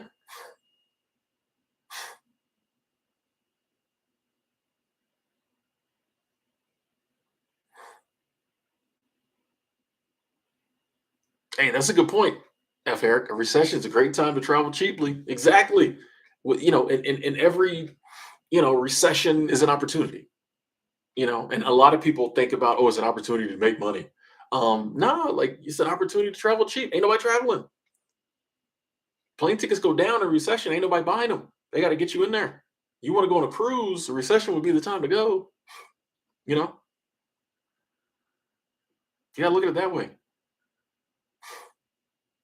Palm tree, exactly. I have talked to people at seasonal jobs, higher ups, and tried to work out some kind of program where we linked up with homeless shelters, and we found people who were homeless not because of, not there's anything wrong with these people, but it just wouldn't work. But people who were homeless just because they fell on hard economic times. Like we wouldn't really be set up to take in people struggling with addiction or mental illness. Um, Seasonal job ain't set up to, to be able to help them with that. But someone who just fell on hard times and just needing a job and a place to stay, like seasonal work is perfect. But I think it was just it'd be hard to like who would be in charge. Like you'd have to like hire somebody to handle that. But I told him the PR would be worth it. The PR would be worth it. You know, ever consider buying and operating a B&B later in life? Nah, like I don't want the responsibility. Like for those of you who don't know, I have no desire to like run a business. Like I don't want the responsibility. Like nah, nah.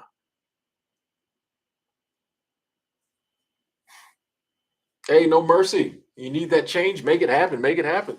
Yeah, and it's normal to be scared. It's normal to be scared whenever we're transitioning from something we've done most of our life. But like the fear is the fun part. You know what I mean? It's like, oh snap, we know I'm scared because I'm about to do something new. You know? So yeah, yeah, yeah, yeah, yeah. Do it. Chris, is it too late to start over in life if I'm 29 and haven't accomplished anything in life? It is absolutely not too late to start over at 29. You're not even 30 yet. You got another 60 years on this planet. Now, 29 is perfect age. There's no age is too late. Like why what does that even mean? Like why would it be too late? Like what would happen? Like what's gonna happen because you're 29 that if you start over, it's gonna be like, no, you cannot. Like it's never too late to start over. We're programmed. The programming we've accepted tells us that oh, 30's old, bro. Like there's people 60 starting over. Ah, this ain't working. Let me try something new, you know? So yeah, hey, if you feel you haven't accomplished anything in life, I would ask myself, what do I want to accomplish? For my third, what am I trying to do in my 30s? You know, what would be the perfect 30s for me? And dream with the lid off. Don't dream within the box. Dream outside the box. Take the box, throw it out the door. Take the box, flatten it, put it in the recycle bin for cardboard. We dream with the lid off. If I could have the best 30s ever, what would it look like? Actually writing it down, not just thinking about it, also writing it down, and then go for that. Like, you know what I mean? It's definitely not. And when you think about it that way, you stop thinking about is it too late because you're not thinking about life. You're just think about your 30s, and it's not too late to do what you want to do in your 30s because you ain't gotten your 30s yet. So, like, what do you want to do in your 30s? If your 30s could be the best decade ever, you could have the best 30s. What would you want to do? And then just start trying to like do that. You know, nothing says you can't. Nothing says you can't have the best 30s ever. They ain't even happened yet. What am I looking for in a woman? Is she fine? She fine. No, honestly, looks and that type of stuff isn't really important. If I'm attracted to her, cool. Loyalty, sense of humor, intelligent, um, love of travel, and I'll be honest, I like a woman with a little, you know what I mean? Little Tim, you getting out of line? Check yourself. You know what I mean? Because I was thinking the goals I got, the heights I'm trying to ascend to, I'm gonna need somebody there to be like, okay, you starting to think you something. Calm down. I'm gonna need somebody to be like, all right, I know you feeling yourself right now, but and you kudos to you getting your goals. You really him, but so is everybody else. Calm down. So yeah. Hold on, I gotta turn the heat on here, folks. It's getting a little cold.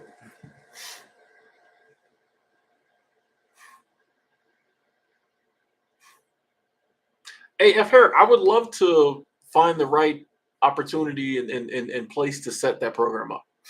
I would love to do that. And I appreciate you saying that about my heart. Thank you. But I would love to be able to like set that up one day. Nah, VHF. I'm not at that job I had a couple months ago. I was only there like 2 weeks, 2 3 weeks.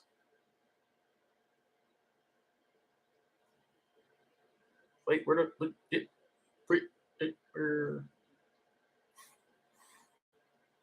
I don't know if I can do closed. I think closed caption will pop up on the live stream once it's over. I think.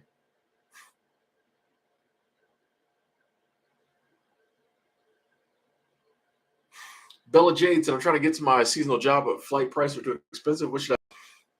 Greyhound's always an option. Um, a lot of times, these places will pick you up from the closest Greyhound station, so you might want to look into that. Maybe not as pleasurable as flying, but you know, as I got to most of mine in the beginning was Greyhound. Rose said, "I will be making tons of money teaching swim lessons and travel, and blessed and less fortunate with any excess I have. Live and love everybody. Meet new people. Nice, nice. Let's go.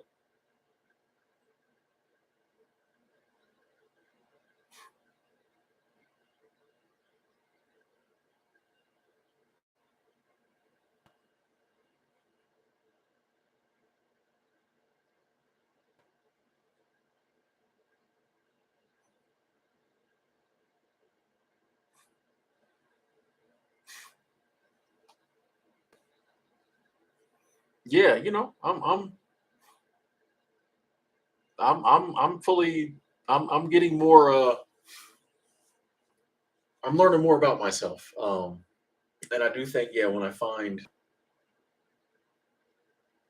and I look back at women I've dated in the past. So I realize there's a part of me that appreciates that little like I don't want to use your dominance, but like, you know what I mean? Yeah. I need to be checked from time to time. I know we I know we I don't mean I'm illicit. No, I'm joking. But yeah, and like I said, slight, not, yeah.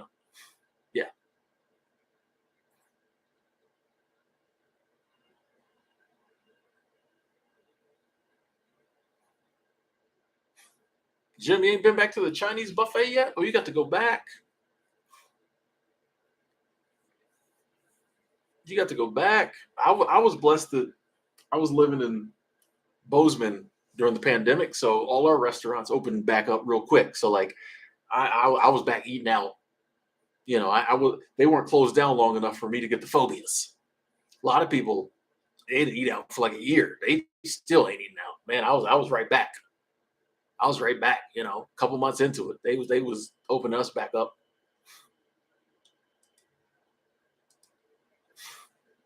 Yeah, I was blessed that 2020 was a good year for me. Sad, some of the stuff happened, but 2020 was a good year for me.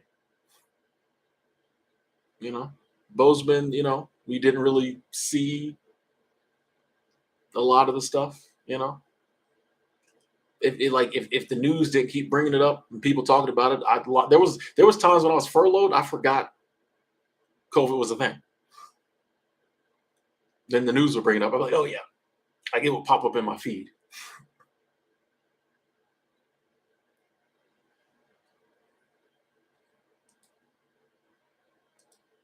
Now we're not talking about that.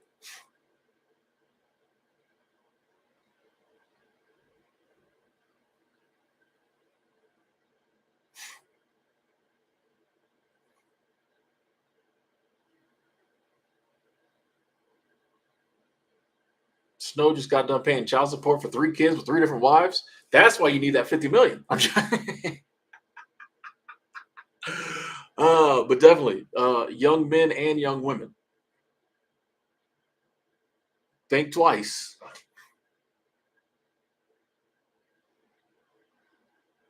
Think twice before you do certain things that could lead to certain things. You know what I mean? Yeah, Angela, you know, not trying to take your job. I be on it.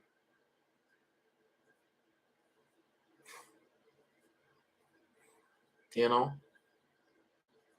careful. I know. I just know a lot of young people that you know the whole trajectory of their life changed because a choice they made late night. And I'm not gonna sit here and say I didn't make a lot of them choices too. I've been I won't say very vocal, but I've been decently vocal, even though I'm definitely Mr. Hashtag Child Free. I totally know now that there were some choices some women made that is why I'm child free now. That's all we'll say that I wasn't aware of, that I didn't get to weigh in on, but and I don't really know how I feel about that, but I am glad I'm child free. But I do realize that like there were some visits to the whatever that is part of the reason I'm child free now. I say that as a warning because you might run across somebody who don't do that, and I'm not weighing in on whether I'm for or against it. I'm just saying, change the trajectory of your life.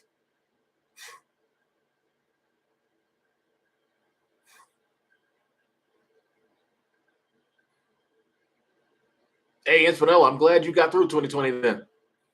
You know, I'm glad you got through 2020 then, and now things are getting better. You know, yeah, it was crazy. Yeah, 2020 was it was I was making more money than I was super scared at the beginning. Then it turned, I bought two cars. You know what I mean? They was used, but I bought two cars. I say I came up. But sorry to hear about people who lost loved ones and the pain and the suffering. Like definitely, we're not laughing about that. But I use that as an example when I'm worried about something. I'm like, 2020 was totally different than what I thought it would be. This might be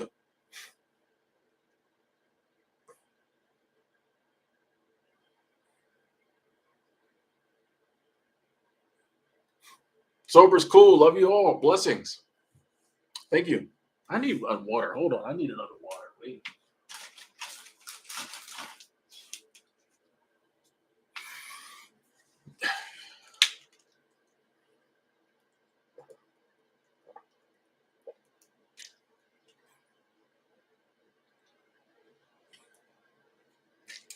Ah, gotta stay hydrated. Got to stay hydrated. Yeah, young people, nothing wrong with having a little fun. Just do it. Just remember, 30 minutes of fun can lead to 18 years of child support. But once again, I'm not going to sit here and say I followed that advice. I did not follow that advice in my 20s. That's how I know.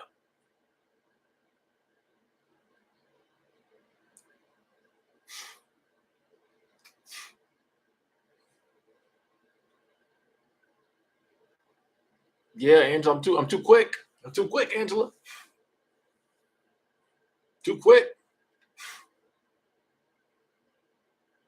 I definitely have learned to speed read the chat.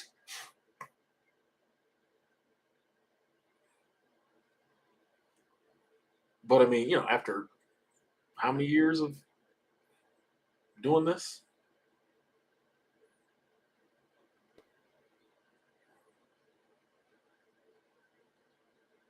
I like my tamale a little hot. She fine, she fine. Uh, Jean, Michelle, I don't think anyone is worthless, and I definitely don't think just because you're child free you're worthless. Like just because you don't contribute to popular, like the purpose of life is not to procreate unless that's your purpose. Like I know some parents who like, hey, that's my job. That's what I'm here to do is raise these kids. That's not my purpose.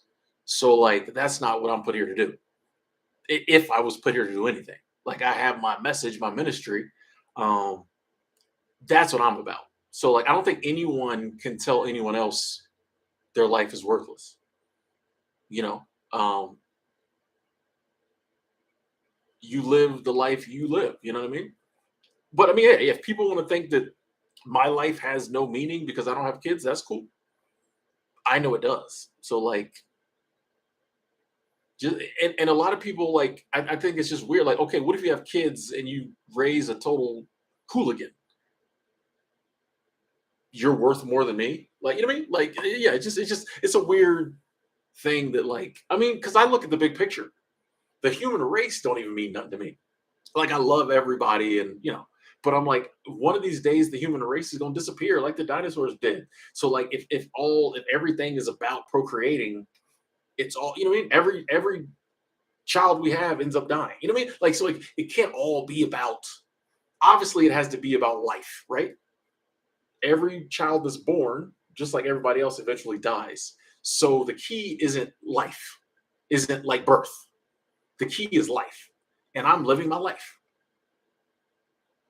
You know, the key is living a life. I'm living my life. I don't have to birth another life to make my life have meaning.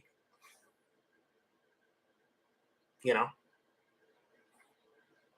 but if some people feel that way, that's cool.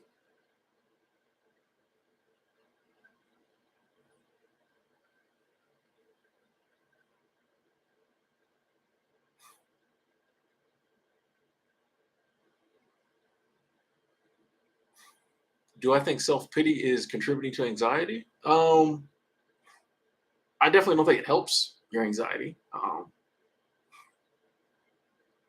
Yeah, I definitely don't think it helps.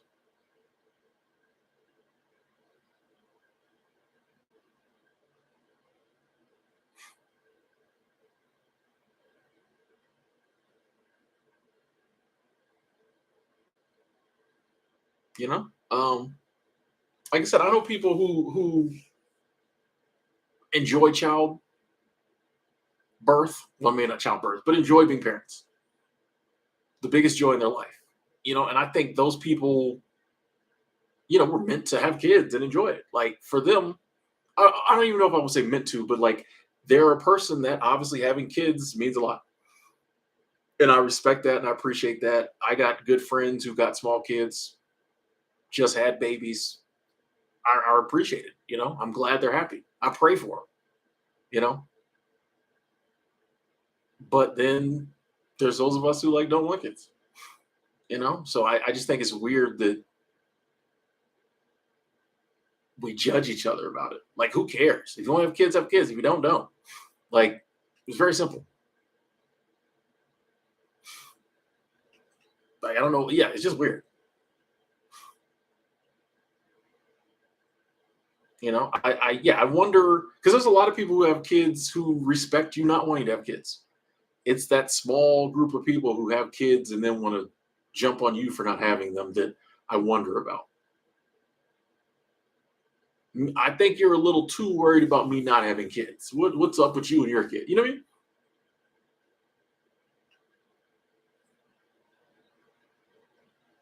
Like, why do you care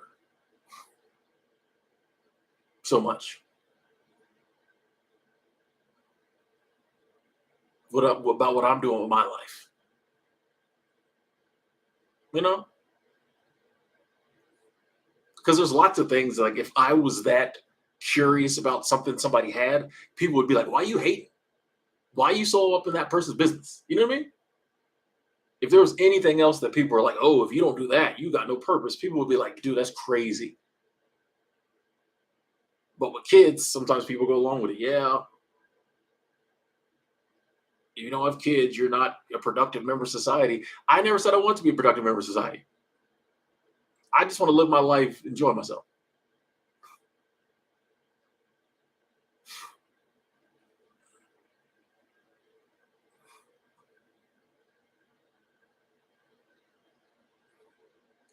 I'm just trying to enjoy myself,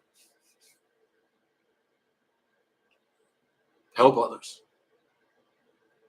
Fact, Nick said unhappy people are always telling you how to be happy. Like happy people spend very little time. Happy people will tell you how they got happy. Happy people will try to share tips on getting happy. Unhappy people always want to tell you what you need to be doing, right? Happy people will be like, hey man, I did so and so. I'm so happy. Try it. Unhappy people will be like, you need to do something. You know what I mean? Like happy people too busy being happy to really worry about you. They'll try to help you. Unhappy people like try to control. They want to tell you what you better do or need to do. Happy people like, hey, I'm spending 90% of my time being happy, but the other 10% I'll, let you know how I did it. But then they also don't care. Like I'm over here being happy. If you don't want to follow the advice, cool. But like I got no, you know what I mean? Like people always, yeah. Hey, I'm just trying to. Happy people try to give you the game. Hey, this is what I did, and I want to see you happy. Happy people want to see you happy. Unhappy people act like they want to like see you happy, but they low key is don't. But I look at it this way. Well, if there's that many unhappy people out there, as someone who likes to talk a lot about happiness, well, I need to step my game up. Instead of just be like, oh, unhappy people. Instead of me judging unhappy people, what can I do to help them get happy? There will always be some people who are just unhappy for whatever reason. That's how they go through this existence. There are some people out there who are unhappy now and might be behaving in that way, that given the right message conveyed the right way at the right time could become very happy people. I used to be a very negative person. My mom used to call me a negatron, lovingly would call me a negatron. Very negative, complaining person. Quick to get an attitude, run out the room. I hate y'all. With the right messages and consuming the right stuff, I'm a pretty happy person now. So I'm like, you know what? I gotta repay that. I gotta pay that forward. Like, I need to find the people who might be like I used to be, and give them the game so they can get happy. So then they can, help get other people happy. I don't know, dreaming, if there was any particular experience that sparked my change in philosophy. I think it was just gradual over time. I can't think of one thing that made me be like, I think it was, I know I can look back at, when I really started reading and taking in more like self-help stuff, which people, give, personal development and self-help stuff a bad name. But like, once I started understanding that I could make moves and choices and decisions that could affect my future, I think that really helped me, because before I just thought that everything was happening to me and I had no control over it, and I was like mad about it. But when I started to be like, oh, I can do certain things that, like, my thinking and other things can influence things, then like, oh, I don't have to be so mad about stuff. I got options. You know what I mean? So I think that definitely helped. Even though some of the stuff, like, it's crazy. I was listening. I was at the laundromat yesterday, and I was listening to Jim Rohn, um, the motivational speaker, not the sports guy. And it was a seminar of his that I've listened to dozens of times. And I remember when I first discovered Jim Rohn, and I was reading his book, and this was 2009. I don't know. But I remember I was at work, and I was telling people, "Oh, I'm going to do this, I'm going to do that," and they was like, "Man, you crazy? You reading these books and thinking you're going to do all that?" Okay, and I realized some of the stuff I said I was going to do, I've done now, even though I didn't do it right after. I didn't do it in that time period. But I'm like, oh, even back then, I said I was going to do some of this stuff, and it might have took me 12 years, but like I was sowing the seeds. I'm like, oh, it's pretty cool, pretty cool, you know.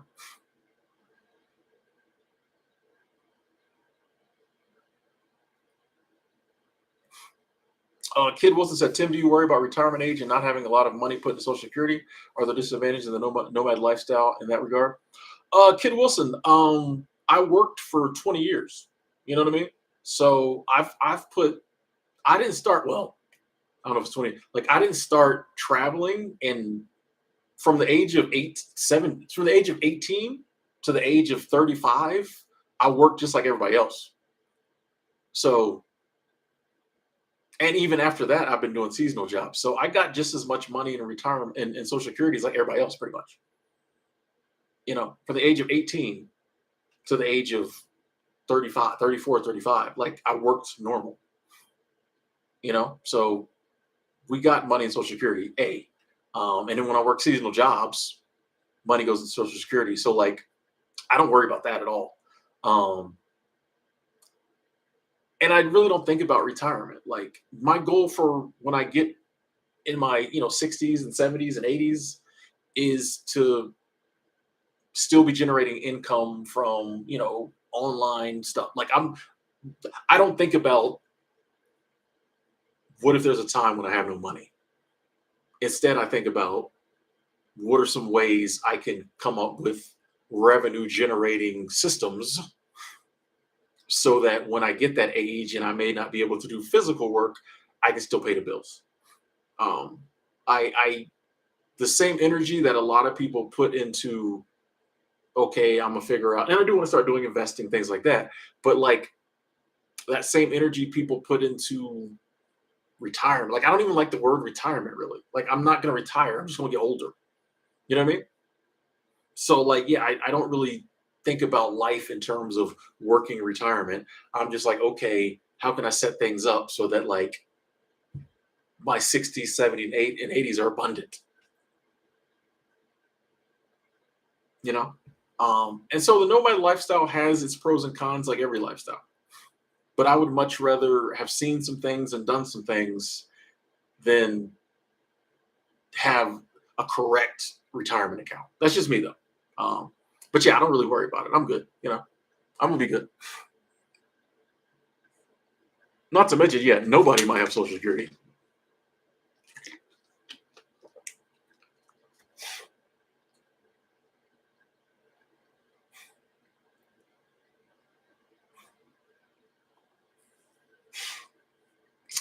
Snow, which I know it's anonymous backwards, but it reads snow. So, um, I didn't say everyone should have the same wage. I never said that. Um, I said that if we, instead of being encouraged to find a job that based on the money, because that's basically what, hey, find the job that makes the most money. If we were taught to do jobs we loved, all the jobs would be taken. Some like in your question, you said some people got to be janitors, some got to be doctors. There is somebody who loves being a janitor as much as someone else loves being a doctor. If we all took jobs we loved, all the jobs would still be taken. There's people who love working at McDonald's. There is a corporate CEO who would love to just work the fry machine at McDonald's. And because there's certain jobs that like, I think if we all did jobs we loved, wages would be more equal because you wouldn't pay somebody. If everybody loved their job, like you wouldn't have to pay people more to do it. Just like we always like to look at doctors and lawyers, there's doctors all over the world who work for damn near free. There's lawyers who do pro bono work. You know what I mean? Like in America, we have this screwed up idea of like certain jobs have to, pay more because you went to, but then you look around and you got people doing those jobs for very little money in other places. So I'm just saying that like, if we were taught, hey, find a job you love, all the jobs would still be taken. And I think the wage gap wouldn't be as big because like you wouldn't have to pay people. Would there be some jobs that made more? Probably. But like no one would care. And also I think the wages would be closer to each other because we all would be doing what we love. You wouldn't need to pay people more. People wouldn't demand more. If I like being a plumber and I can pay my bills plumbing, I'm not going to need more money than the guy working the frying machine. Well, you know what I mean? That's just a theory I'm working on. But I do think that there are people who love every job there is.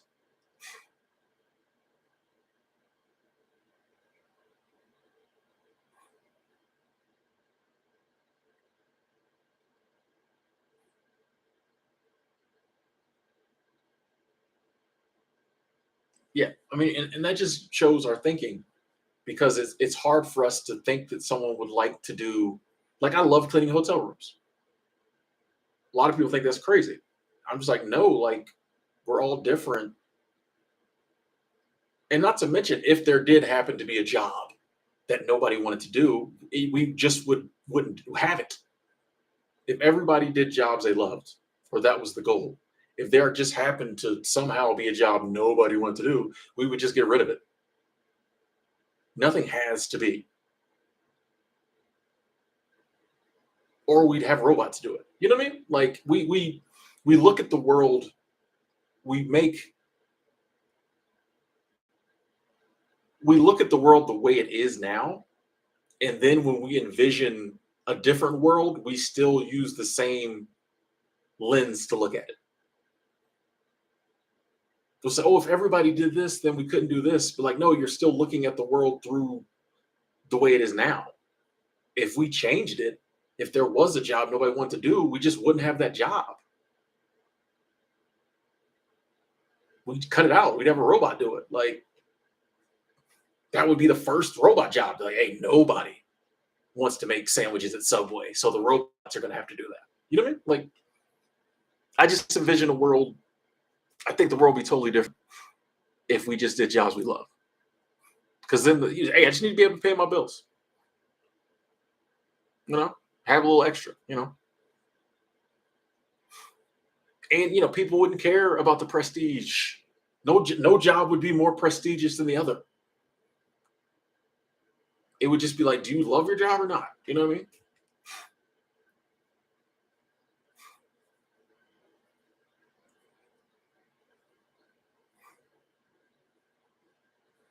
Yeah, Ricky. People. Hey, you need to do this. This is the goal. But it's not.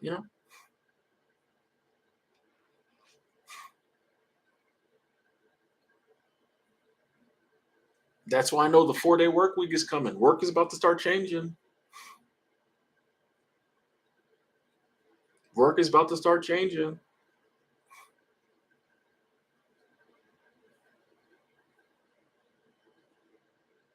Hey, happy New Year, five, and thank you. Hopefully, the universe continues to bless you as well. You get all your heart's desires. Thank you.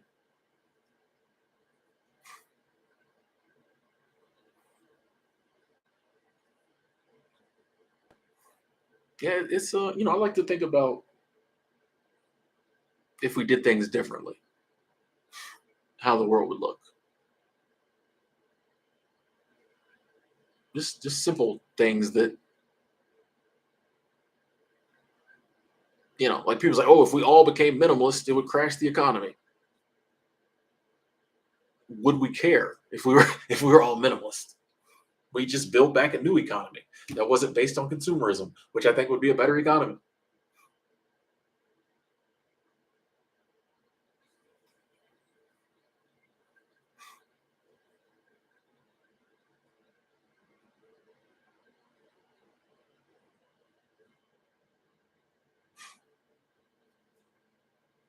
Yeah, I agree with that, Ken. Um, people don't really want change in a lot of things. Even if the current system isn't making them happy, they've bought into the programming so hard that like they don't, they're not open to, which is their right. They don't have to be, but like they're not open to even thinking about change. Nah, that would never work.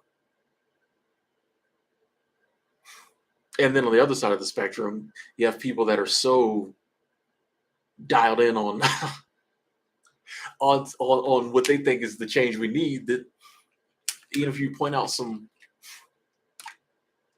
obvious flaws, they like, nah, I don't know. I try to be in the middle. I'm sure we all, I'm sure some of my pet projects, maybe I'm not seeing some of the flaws in, but you know, so there isn't anything I really want to buy anymore.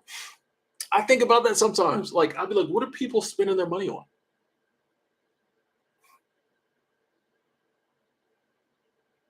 I was like, when do what are people spending? Peter, we already talked about the travel like 2 hours ago.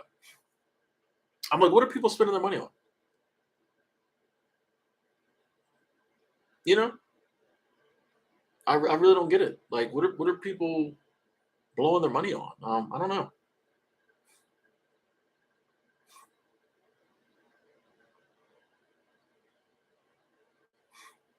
Like yeah, I mean, I get it's crap a lot of it, but like if someone's spending their money on something they really enjoy, cool. Now, if it's got you broke, maybe that's a problem. But like people, I'm like, what is this stuff people are buying that like they don't like? What's? But that just goes to show how deep the consumerism runs, and it's sad. You know what I mean? Yeah, food delivery fees is a big one. Oh, they got. I'm gonna tell this story, then I'll wrap it up here soon. Uh, DoorDash got me last night, and I saw it happen because this has happened to me before. So I ordered, chicken wings. Yeah, I know I had rice and beans last night, and when I got finished streaming, I was like, I don't want that. So I wasn't trying to make rice and beans last night. Not to mention, I had kidney beans earlier, and my stomach was. I was like, I don't know if I need to put more beans on top of beans. So I got chicken wings. Uh, and I saw, you know how it'll show you, like it'll say the place is preparing your order, and then it'll say your dasher is heading to the place, right? So I saw my driver get almost, and I've had this happen before. What the driver will do is park close to the place, but far enough away that it doesn't show they've picked up that they're at the place. They'll go in and get the order, and then they'll log out for the day. So that's what happened. Because I saw it's, my dasher was getting close to the chicken place, and then it disappeared, and then I had a new dasher, and I was like, that's weird. And I was like, that's some. I was like, that's weird. And then so like that new dasher went to the place, and then like 15 minutes later, they messaged me and was like, hey, another dasher already picked up your order. Chili's isn't going to make another one, so you got to cancel the order. And like I'd had that happen before at like Papa John's when I went through DoorDash. It was a whole big ordeal. So I knew what to do. I just went to customer service. And honestly, it was not a problem. They just had to contact the new dasher. And when they verified, yeah, the driver picked it up and didn't say they picked it up, they gave me a refund. And then since I'm stubborn, I ordered wings again. I almost got Dairy Queen, but I was like, you know what? I wanted chicken wings. I'm getting chicken wings. So I ordered wings again, and this time it came. But yeah, that happens a lot. Because as long as they don't go to the store, apparently they get away with it. Because you can't prove they picked it up. Because to DoorDash, it looks like they just clocked out for the night. Because they don't go to, it doesn't, the GPS doesn't show them going to the restaurant, and they don't say they picked it up. So they just park across the street, walk over, they have all your information, they pick the order up, they walk back to their car, they clock out, and they get a free order. And apparently they get away with it. So yeah, they got me. But I got, DoorDash refunded me my money, and I just bought the same thing again. So it's all good. Actually, I wasn't that aggravated. I don't know why. I think it's a byproduct of, you know, the reading and the stuff I've been doing lately. I wasn't that mad. I was like, all right, I gotta wait another 30 minutes to get my food. Oh, the restaurants can report them sometimes. Okay, that's cool. That'd be good. Yeah, that's cool. I hope so. That's kind of lame. And it sucks for the new dasher that came. I'm sure they get compensated, hopefully. But yeah, I felt worse for the new dasher. I'm like, they spent all their time waiting on an order that wasn't even there. That kind of sucks.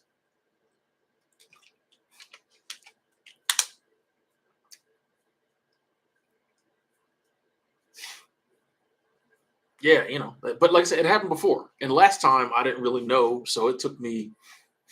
Actually, when it happened, I was in Bozeman. I was at a hotel for some reason. Um, and it took like three different. I actually did a video. I was like, I'm done with DoorDash because of it, which was great because that video got like 40,000 views. So I made my money back anyway with the in the video. But someone did that. They went, and then so another dasher came, and they couldn't get it, so they dropped it. And then another, like that time, it took me like 2 hours to get my food, and I ended up tipping the final lady like $20, because back then I don't think they had the chat. You couldn't chat with customer service. You had to like call, and I couldn't find the number. It was a pain. It was a pain. Um, so yeah, when I finally got my pizza, after I'd already went out and got more food, I tipped the lady like $20 because she worked it out for me. So I lost money, but I ended up getting it back making the video. It all works out.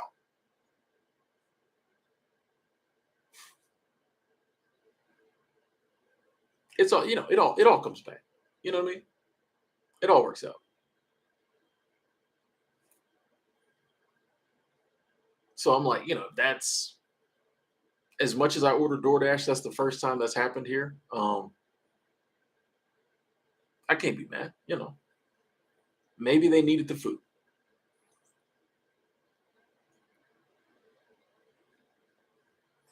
Hex Lark, how's it going? Maybe they needed the food. I can't be mad. That would be a good YouTube title. It all works out. It does. And that, that's a very, I might do a short about that. That's a very simple yet very powerful statement. And it's true.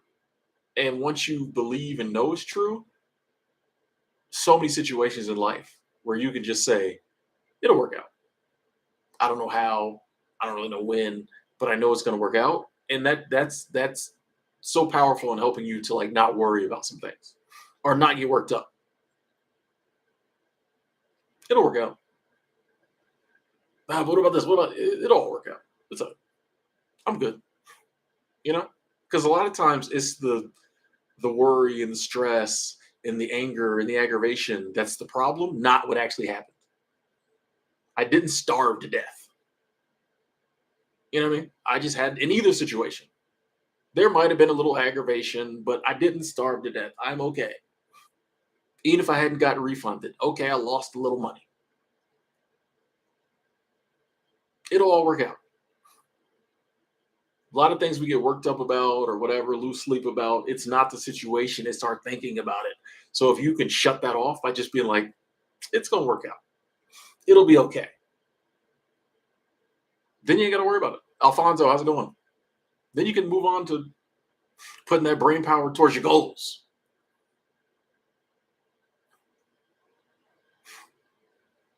Yeah. Just let loose of the control, control and do your part. But things that like if it's not my part to make something work out, I can't, you know what I mean? I let, I ain't no point me worrying about it.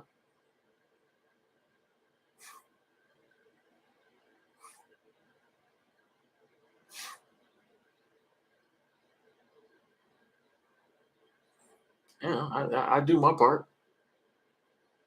I let the universe, the source God do their part, its part, her part. I'm chilling. What would my grandma say if she realized all my meals were food delivered? Honestly, I think she would be, think it was pretty cool. Hey, they delivering food? You gotta understand, my grandparents grew up deep in the South in a different time period. They'd probably be happy, everybody could get food delivered. They'll deliver you food. Anybody can get food delivered. They'd probably be tickled pink about that.